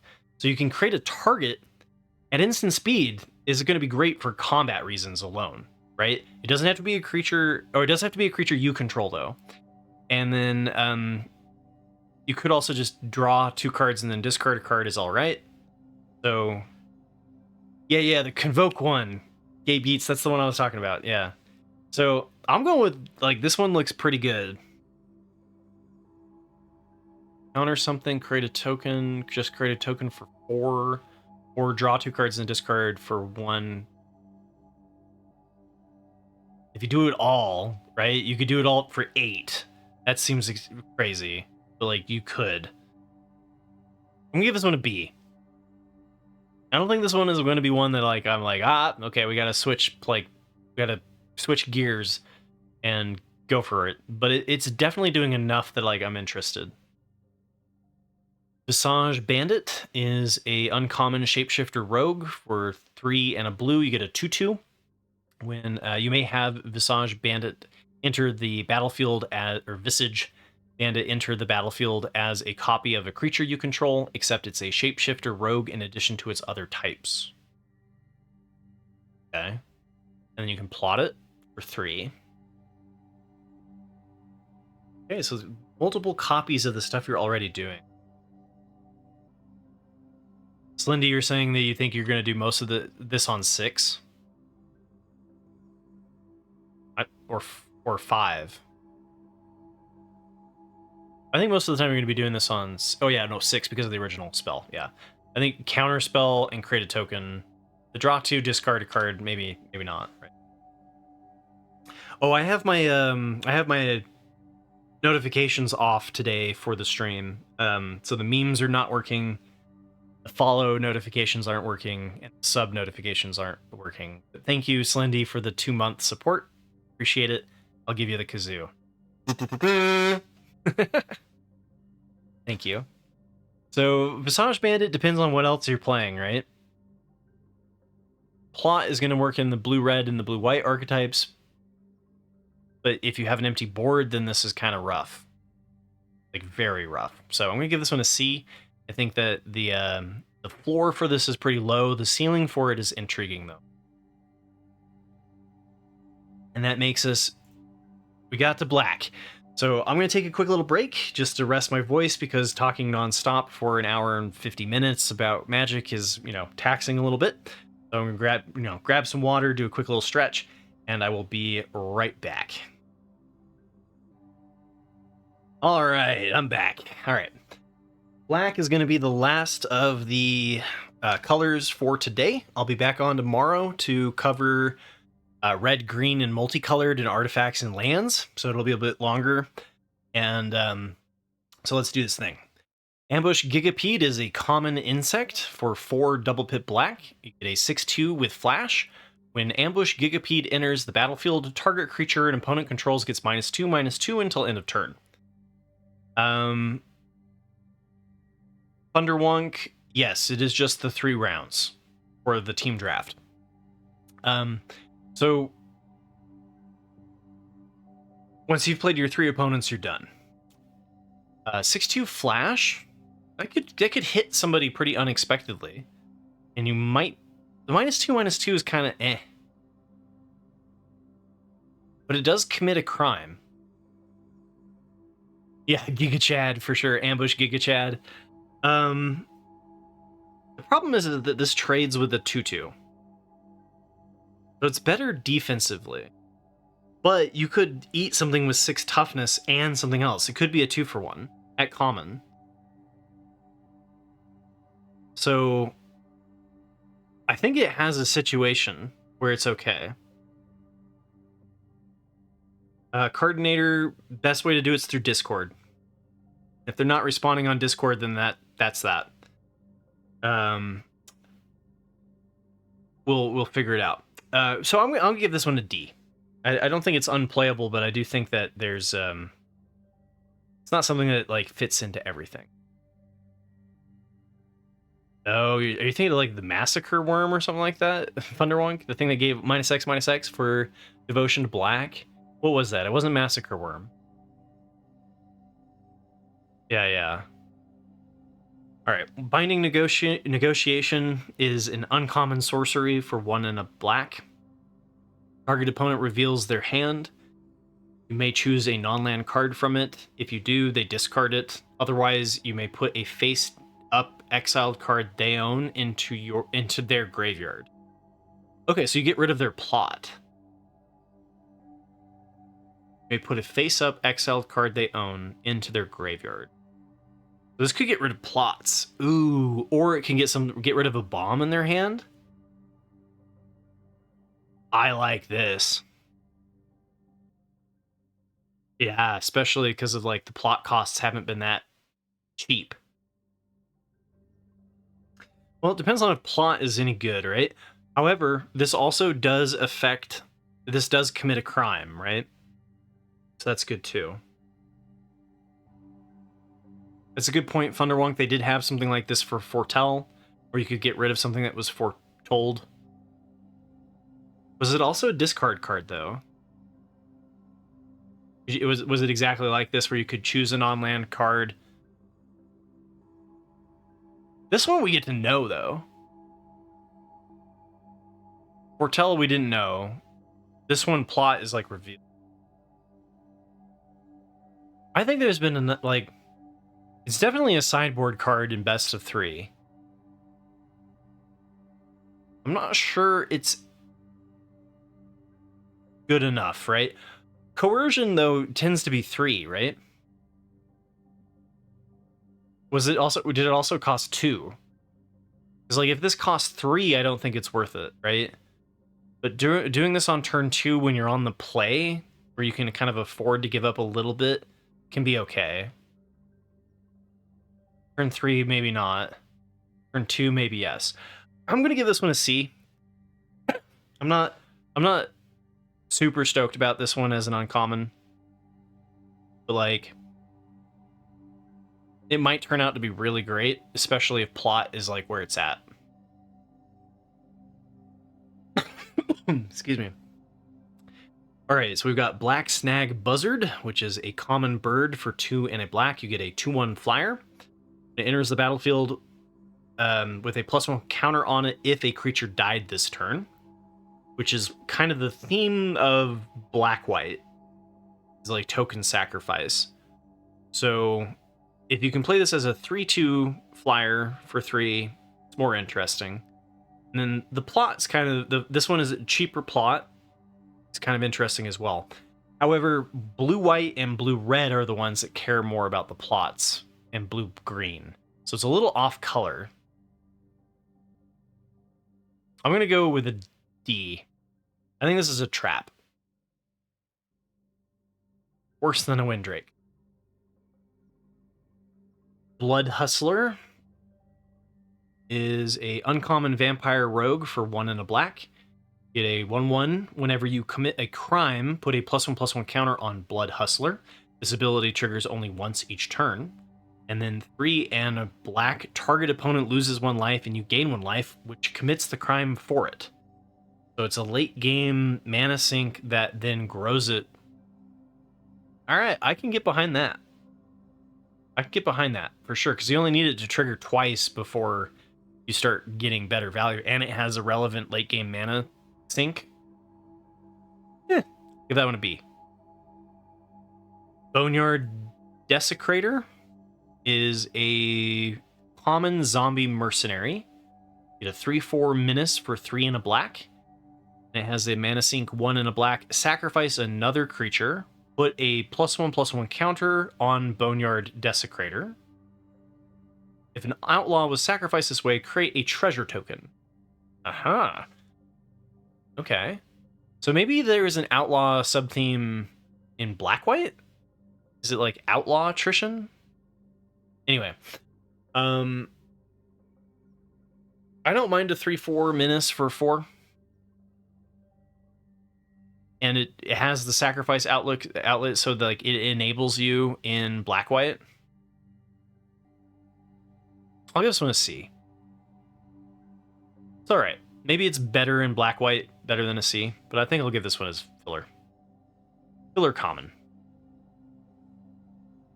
We've got a rare Snake Horse Mount, Caustic Bronco. Get a 2/2 for 1 and a black. Whenever Caustic Bronco attacks, reveal the top card of your library and put it into your hand. Lose life equal to that card's mana value if Caustic Bronco isn't saddled. Otherwise, each opponent loses that much life. Oh, okay. Wow. So on turn 3, you get to draw a card and deal that much damage. There's a 2/2 that as long as you're playing a 3-power creature on 3, which we haven't seen a whole lot of, right? But as long as you're doing that and you can saddle 3 it on turn 3, you get to draw a card and they lose life equal to that mana value of that card. I mean, it's not game winning, right? I don't think it's game winning. Although a 2/2 that draws a card is pretty powerful. But you do have to saddle 3. And saddle 3 is what's really drawing this back. And if you have to deal the damage to yourself, I don't like that sort of thing. So we give this one a B. It's decent enough, but I don't think I'm super stoked about it. Okay. Consuming Ashes. Get a common instant for 2 double pip black. Exile target creature. If it had mana value 3 or less, Surveil 2. Sure, exile for 4. I'm fine with that. It commits a crime. If it's 3 or less and you're doing it under value, you get a kind of like a draw card effect. Helps you top deck better. Yeah, I'll give this one a B. Corrupted Conviction as an additional cost to Corrupted Conviction is a common instant for 1 black. As an additional cost to cast the spell, sacrifice a creature, draw 2 cards. Instant speed. We've seen this one before. And with how much, like, how many instances and sorceries and removal we've seen, I do think that this will be viable, right? You're going to be doing this in response to your opponent's removal. I'll give it a C. Herbivore, you asked, does black have reasons to surveil cards into the graveyard? Black-green is a graveyard reanimator strategy, as it has been for a lot of the sets before it. Whether or not that actually will be, like, that's the theme, but a lot of times black-green just turns out to be, like, black-green good stuff mid-range, and less so, like, graveyard recursion. We'll see. But Surveil in general, like, even if you're just putting things into your graveyard and, like, improving your top deck, right? Like, I'd rather have a Scry, right? But Surveil is okay. It's like budget Scry. And then so, like, Scry 2 is kind of close to a card draw. So Surveil 2 is kind of close to a card draw, especially if you have graveyard synergies. Scry at home, exactly, yeah. So Desert's Dew is a common instant for 1 and a black. Target creature gets -2/-2 until end of turn. Gets an additional -1/-1 until end of turn for each desert you control. So I do think the blue-black crime is going to be kind of a desert deck, because the deserts commit crimes when they enter battlefield, the tap lands at common. So I do think that that's going to be pretty good. And then the question is whether or not -3/-3 is enough for 2, and that one kind of depends on the stat block of the rest of the set. What we've seen, though, is that -2/-2 isn't really pulling its weight. Like, I don't want to just give something -2/-2 for 2. I'd rather pay 1 for that. But you might be able to trade up. I don't know, it feels like the toughness has been too high. It could be good against red, it could be good against green. But so far, what I've seen from blue and white is that I'm not super stoked on Desert's Dew. Oh, it's an additional -1/-1 for each desert you control. So if you have multiple deserts, it could do like 4 and 5. Okay. I'm going to give this one a D, unless you're in the deserts deck. I think it's going to be situational filler.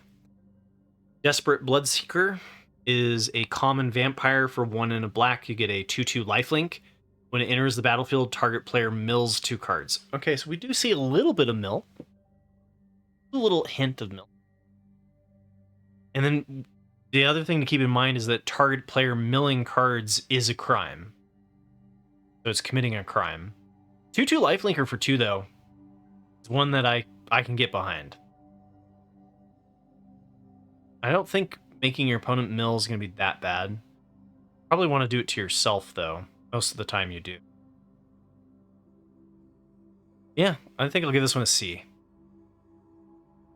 It's kind of nullified by the 2/4 at common and white for 3. It could be a bad grizzly bear set. Kind of the vibe I'm getting so far from the colors we've seen. Fake Your Own Death is a common instant for 1 and a black. Until end of turn, target creature gets +2/+0 and gains whenever this creature dies. Return it to the battlefield tapped under its owner's control, and you create a treasure token. Oh, buddy. So this basically is for 1 mana. Oh, man, I think that's actually going to be relevant. Huh. Okay. That sort of effect we've usually seen for a little bit more than 1 mana. I mean, it is 2 mana, but, like, it feels like the treasure token makes me interested in this card. Especially with all the ETBs. You get a second ETB out of it. I like this. The question is how much do I like it? Treasure token enough to put this over the top. Maybe in black-red? Give it a C. I think that maybe there's an aggressive archetype that will be higher on that. Black white, black red, maybe. Forsaken Miner is a uncommon skeleton rogue. You get a 2/2 for 1 black, but it can't block.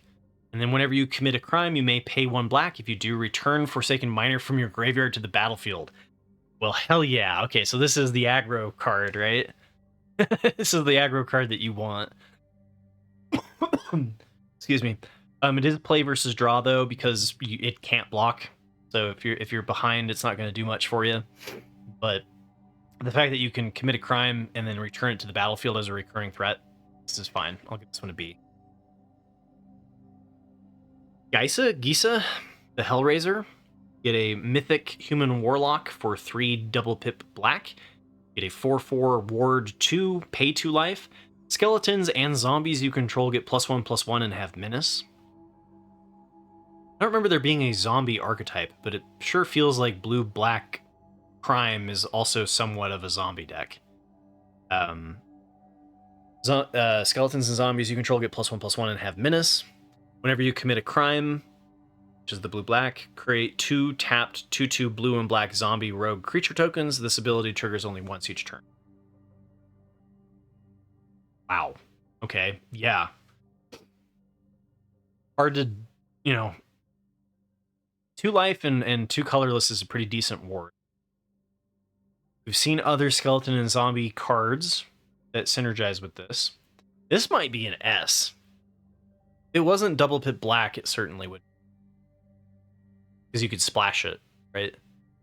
Whenever you commit a crime, create a 4/4 every time that you do a crime. And we've seen stuff that would commit a crime for 1 mana.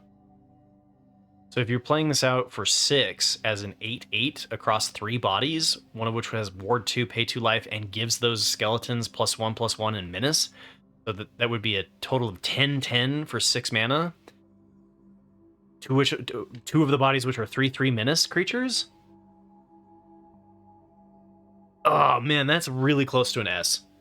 I'm giving this one an A. But that's really close to the best card that we've seen so far, I think. Maybe I'm biased towards black. That looks good.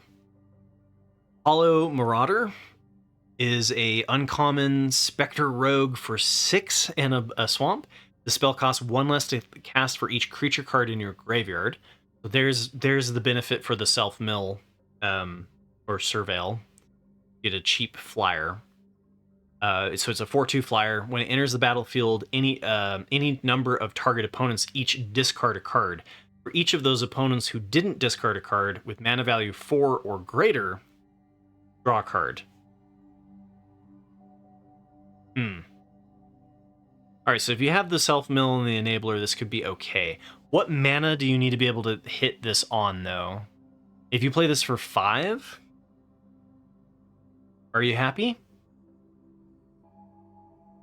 I don't think so. Diregraph Horde? You're saying this card's the Diregraph Horde? Oh, you're saying the previous card. Issa Diregraph Horde. Yeah. Hollow Marauder though. By the way, you can click play. You can click the pause play button, and it'll get rid of lag if there's an offset. So Hollow Marauder, I'm not super stoked about. I think that you would need to get this down to 4 for it to be something that I'm really happy about. Diregraph Mortar, nice. All right, so you need to have 3 creature cards in your graveyard. Yeah. I mean, if you can make him discard a card and draw a card, that's reasonable, but I'm gonna give this one a D. Might be harsh to give it all the way down to a D. But I'm always hesitant about cards that require other steps, right? So like if you don't have any creature cards in your graveyard, 4/2 flyer for 7, no thank you. Satiable Avarice? Word? Isaiah, where are you? So we get a rare sorcery for 1 black with Spree. For a total of 3, you can search your library for a card, then shuffle and put that card on top. Okay, so not directly a tutor, but sort of. And then for 2 more black, specifically, target player draws 3 cards and loses 3 life. How do you say your name? Roldant? Avarice? Okay, thank you. So for 3, target player draws 3 cards and loses 3 life. Notably, you can do that to your opponent. It can be just like a burn spell in black. Just Roldan? Alright. No problem. And avarice means hate. Insatiable hatred. Cool. Roldan doesn't mean hatred, okay? Fair. Hope you're having a good day. Thanks for, the vocab lesson. I mean, being able to tutor your best card and put it on top is pretty decent for 3. And then, like, burn, that's pretty decent too. I'm not stoked on it. I don't think it's like a bomb here, but I'm going to with B.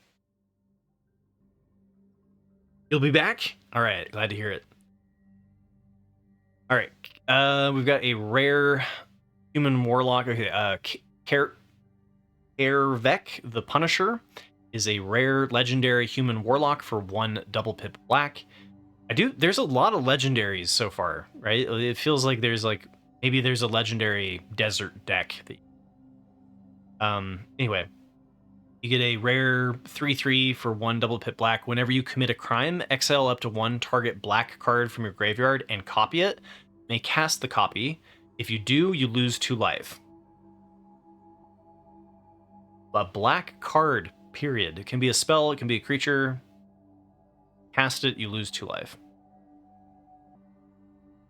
Would you pay 2 life to remove something from your opponent? Like, your removal becomes double removal, but at the cost of 2 life? And it's up. It's not mandatory. You get to choose. Oh, it's just a 3/3. Yeah, I'll give this one a B. Are there lands that fix for legends? I don't believe so. I remember glancing through the fixing before this, and nothing stood out to me that was legend specific, like there was in Lord of the Rings. Good questions, though. Uncommon sorcery, Lively Dirge is an uncommon sorcery for 1 and a black Spree. So for a total of 3, search your library for a card, put it into your graveyard, then shuffle. Man, they're teasing us with these tutors, right? They're like, search your library for a card, and then put it on top of your library. Search your library for a card, and then put it in your graveyard. And then we've got, for a total of 4, return up to 2 target creature cards with total mana value 4 or less from your graveyard to the battlefield. And then for 5, you could kind of tutor something specifically that was mana value 4 or less and put it into the battlefield. So the 2 creature cards have to be total mana value 4 or less. So you get like a 3-drop and a 1-drop, or 2 2-drops. But like in the small kind of attrition style deck, like black-white, I think that's going to be pretty decent. It's kind of gimmicky at the same time. You're paying 4 to put 2 creature cards with mana value 4 or less from your graveyard to the battlefield. And okay, so we're seeing some graveyard reanimator stuff, right? Especially in white. So black-white has the sacrifice your tokens, but then also bring them back. So I'm going to give this one a C. I'm not super stoked about it. I do think there will be a deck that's interested in it. Warner's Surprise is a common sorcery for 1 and a black. Return up to 1 target creature card from your graveyard to your hand. Create a 1/1 red mercenary creature token with tap. Target creature you control gets +1/+0. Activate only as a sorcery. So it's Raised Dead, but it comes with a 1/1. I'm not sold on that. Although I've underestimated cards that bring cards back from the graveyard before. But I'm not super stoked about that. So I'm going to give this one a D. Neutralize the guards. You get a uncommon instant for 2 and a black. Lots of instances in black. Creatures target opponent controls get -1/-1 until end of turn. Surveil 2. Well, we haven't seen anything worth doing a -1/-1 for, so I'm giving this one a D. I guess you would be able to attack in and then do it post-combat, and like instances you can manipulate the combat math a little bit, so it's like a reverse fuss, right? Maybe D's too low. I missed the point that this was instant for a second there. Usually we see the -1/-1 as a sorcery, so maybe that's too low to go all the way. What did I give it, a D already? No. I'm just thrown by it because it's like a reverse fuss, which could be good. But we're seeing more offset stuff than we did before, so I'll give it a C. All right, Nezumi Link Breaker is a common rat warlock for 1 black. When it dies, create a 1/1 red mercenary creature token. 2 cards in 1, baby. You're gonna want this one for black red, and you're gonna want this one for black white. B. Maybe that's too high, but 2 cards in 1 for, you know, it, especially for cannon fodder. I like that sort of thing. That'll be a 1-drop that I'm looking for. Overzealous Muscle. You get a common ogre mercenary for 4 and a black. You get a 5/4. Whenever you commit a crime during your turn, Overzealous Muscle gains indestructible until end of turn. Okay, so your like instant speed thing, it suddenly becomes indestructible. You could threaten that it's going to be indestructible. That's pretty decent as a 5-drop. I'll give that a C. Pitiless Carnage is a rare sorcery for 3 and a black. Sacrifice any number of permanents you control, then draw that many cards. It has plot for 1 double pip black. Well, notably, a lot of the plot cards have not been double color, right? So that stands out a little bit. Sacrifice any number of permanents you control, then draw that many cards. If you're going to do that right before a Wrath, that's kind of interesting. We saw 1 Wrath, right, in white? Or did we see 2? I think we just saw the 1. So if you plot this and then Wrath everything, I could see it being okay. But sacrificing any number of permanents you control, then draw them other cards, I'm not super stoked on that. It's sorcery speed, right? It's not instant speed. You get to change your smaller stuff into bigger stuff. Maybe. Yeah, I'm gonna give them a D. I'm not excited for that in the slightest. Too much of a price to sacrifice that many stuff, you know? Rakish Crew is an uncommon enchantment for 2 and a black. When it enters the battlefield, create a red mercenary creature token. And then whenever an outlaw you control dies, each opponent loses 1 life and you gain 1 life. Ah, okay. So as long as you're doing the mercenary thing. Oh, is that what black-red was? Was Outlaws? Ah, okay. So black-red was Outlaws, red-white was mercenaries. Mercenary tokens. Okay, so that's what I couldn't remember. Black-red is Outlaw specific stuff, I think. Zombies are notably not outlaws. All right, so get a body. It's slow. I could see it being a build around. I'm gonna give it a D. Rattleback Apothecary. 2 and a black for a uncommon Gorgon Warlock. You get a 3/2 Death Touch. Whenever you commit a crime, target creature you control gains your choice of menace or lifelink until end of turn. I hate the 3/2 stat block, especially when I know there's a common 2/4. But committing a crime and I don't mind a 3/2 menace Death Touch. That's a little more intriguing. It depends on how easily it is to commit a crime every turn. You have to do it pre-combat, you know? I'm gonna give this one a D. I don't trust 3/2 stat blocks. I've been burned by, you know, it's like grizzly bears, right? Just a way to lose the value game. But lifelink is interesting. And so is Menace on the Death Touch specifically. So that might be too low. Raven of Fell Omens is a common bird for 1 and a black. You get a 1/2 flyer. Whenever you commit a crime, each opponent loses 1 life and you gain 1 life, but the ability triggers only once each turn. Again, it depends on how easy it is to commit a crime every turn. I don't think you're going to be able to do it every single turn. And then, like, I do worry about this one kind of being lackluster later. Right? Okay in an attrition deck, but, like, not great. I don't know. I'm going to give this one a D. Rictus Robber is a uncommon zombie rogue for 3 and a black. You get a 4/3. When it enters the battlefield, if a creature died this turn, create a 2/2 blue and black zombie rogue creature token.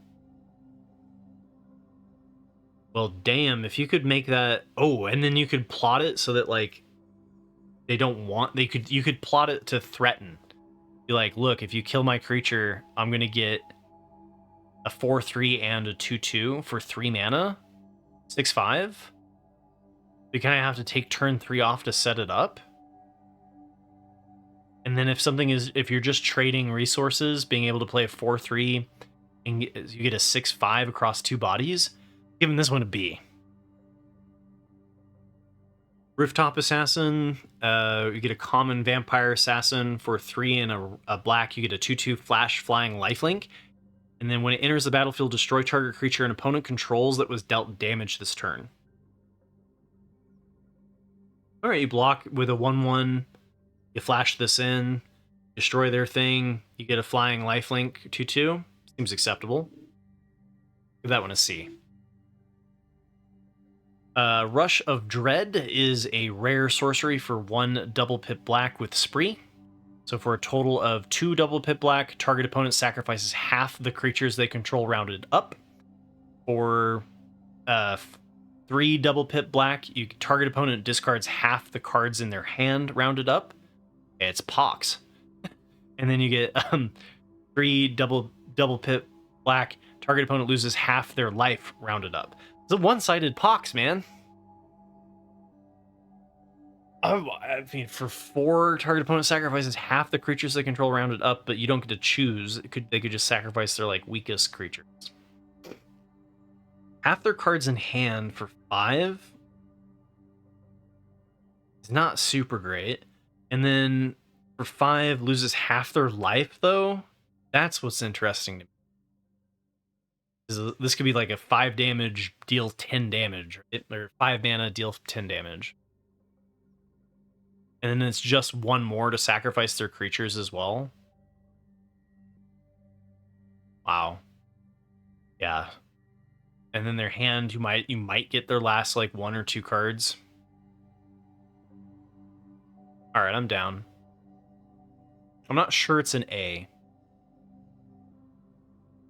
Seems like the cost for creatures and cards should be swapped. Well, I think the weakest one is the creatures, right? Because the one for 4, it's rounded up, but, like, it's their worst creatures. And then, like, the hand one's interesting, but by turn 5, you're trying to hit it when they have 3 cards left, right? Because then they discard 2 and they're left with 1 card left. But by turn 5, they might only have 1 card left in their hand, and then you get their last one, and that's kind of like, that's not great to do for 5. Yeah, exactly, a lone pre, especially in a deck that has been sitting back and chilling. It's not great in an aggro strategy, because if they're already at 10 and you do this, it deals 5, like, it's okay, right? Sorcery speed. So I'll give this one a B. I'm intrigued, but, like, I'm not going to be like, yes, I opened up Rush of Dread, let's go. Servant of the Stinger is an uncommon human warlock for 1 and a black. and is a 1/3 Death Toucher. Whenever Servant of the Stinger deals combat damage to a player, if you've committed a crime this turn, you may sacrifice Servant of the Stinger. If you do, search your library for a card, put it into your hand, then shuffle. Hey, we finally got the one that actually is a normal tutor. All right. I like that. And a 1/3 Death Toucher is great defense. I'll give that one a B. Shoot the Sheriff. We've got an uncommon instant for 1 and a black. Destroy target non-outlaw creature. I'm going to have to do a count on how many things are outlaws in the set, but like, I assume that there's probably a target that this hits because they put it at uncommon and not common. So I'm going to give that one a B. And then Skullduggery, we've got a common instant for a black. Until end of turn, target creature you control gets +1/+1, and target creature and opponent control gets -1/-1. That's going to be a fun combat trick to play around. 2-point swing, and it commits a crime. It's cheap. I'm going to give that one a B. Tiny Bones Joins Up is a rare legendary enchantment for 1 black. And Tiny Bones Joins Up enters the battlefield any number of target players each discard a card. 1 black, okay. Whenever a legendary creature enters the battlefield under your control, any number of target players each mill a card and lose 1 life. A discard for 1 black is kind of interesting. Kind of interesting. As long as you're interested in attacking their hand. We did see some discard at common, right? But not enough for it to really be a thing. Enchantments shouldn't have verbs in the name. That's fair. How's your day going, Flubab? You think it's terrible? Yeah, I mean, it's a constructed card, right? I don't know. There's enough legendaries in the set that like I could see this being an okay legendary deck card, especially because like black blue with a bunch of deserts as like a base could be playing multiple colors. It's a build around card though. I'll give it a D. I don't think it's an F. I'll give it a D. Tiny Bones, the Pickpocket. You get a mythic legendary skeleton rogue for 1 black. A 1/1 Death Touch. Whenever Tiny Bones, the Pickpocket, deals combat damage to a player, you may cast target non-land permanent from that player's graveyard, and mana of any type can be spent to cast that spell. Fun. It's just a 1/1 Death Toucher, though, really, at the end of the day. We get something spicy from them, I suppose. Oh, no, it'd be milling yourself. Right? I guess you'd lose life while you mill yourself. Never mind. And maybe that is an F. I don't know, discarding a card for 1 black is not bad, though. Anyway. Death Touch deals combat damage to a player. You get to cast a non-land permanent. Problem is if they have a mercenary, they just block it with a 1/1 token. I mean, Tiny Bones, I think, is just fun. I'm also going to give this one a D. Treasure Dredger is a uncommon human rogue for 1 and a black. You get a 2/2 with a mana sink of 1 colorless, tap it, pay 1 life, create a treasure token. Okay. I'm down. Maybe this one's maybe D's too high or too low for that, right? Because like a 1/1 Death Toucher is okay. No, I think there's enough like mercenary tokens and stuff that I'm not super stoked about that. And we haven't really seen. It feels more like the set is going wide than it is going tall. We haven't gotten to green yet. Treasure Dredger, I'm down with this. You know, ramp, sure. And it's a grizzly bear, so I'll give this one a B. Unfortunate Accident is a uncommon instant for 1 black with Spree. You can tap 2 double pip black to destroy target creature. Fine. 1 and a black, create a mercenary creature token. And for a total of 3 double pit black, you get to destroy a creature and create a 1/1. Not bad. Prime, create a 1/1 mercenary creature token. I'm not sure I want to create the mercenary creature token for 2, but it is instant speed, so you could give a blocker they weren't anticipating, right? And then like 4 is decent removal. I don't mind. I would prefer to exile for 2 double pit black, but like in a pinch, destroying is fine. Give this one a B. Unscrupulous Contractor to go with the Unscrupulous Agent. We've got ourselves a uncommon Human Assassin for 2 and a black. You get a 3/2. When it enters the battlefield, you may sacrifice a creature. When you do, not if you do, when you do, target player draws 2 cards and loses 2 life.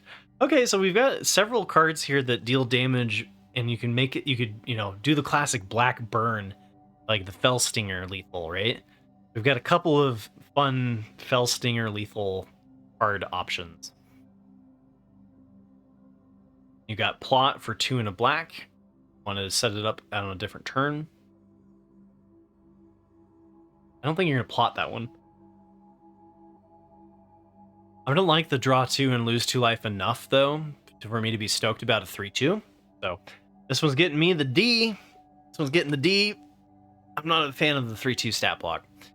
All right, Vadmir, New Blood. I mean, I've been too low on 3/2s before, like Projector Inspector I was low on, and then I was like, oh wait, that card's much better than I thought it was. Always with an asterisk. Vadmir, New Blood is a rare legendary vampire rogue for 1 and a black. You get a 2/2.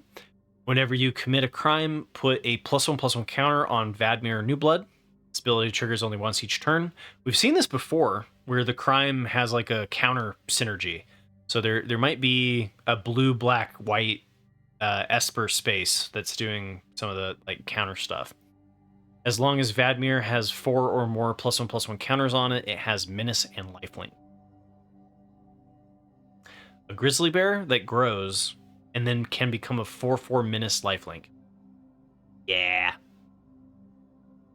Yeah. I'm okay with that. I'm not sure it's an A, but I'll give it a B. If you're in black, you'll be happy to have it. And then Vault Plunderer. When it enters the battlefield, target player draws a card is a common human rogue for 2 and a black. You get a 3/1. When Vault Plunderer enters the battlefield, target player draws a card and loses 1 life. Lots of draw and lose a life. I'd rather just be draw, especially for 3/1. I'm gonna give that one a D as well. So I'd rather be paying 2. Yeah. Not my cup of tea. Black is not allowed to just draw. That is so true. Well, thank you for listening to my ramblings and wild speculations. Squealer, it's good to see you. I'm going to be taking off here today, but I'll be back tomorrow to finish up the set review and do red, green, and multicolored and artifacts and such. So thank you, everybody, for hanging out today. Hope you all have a wonderful Thursday. Again, if you haven't joined my Discord, I highly recommend it. We've got a really great community going on there. We do community drafts, brag about our trophies, all sorts of stuff. And then the best way to support me for free is by watching my YouTube videos. Even just 30 seconds really helps me out and helps my content reach other people. So thank you very much for hanging out, and I'll catch you all tomorrow. And I should figure out who to send you to on the raid. Yeah, notifications are now online, so let me get all those follows that I missed, right? I'm saying that wrong. Akilos, thank you for the follow. Appreciate it. Slendy, thank you so much for the sub. Endless Begins Snow, or Endless Begins Now. Thank you for the follow. AMR, thank you for the follow yesterday. And I will catch you all. Or I should send you somewhere. Let's send you to Jamie. Jamie up to. Doing remix drafties. Okay.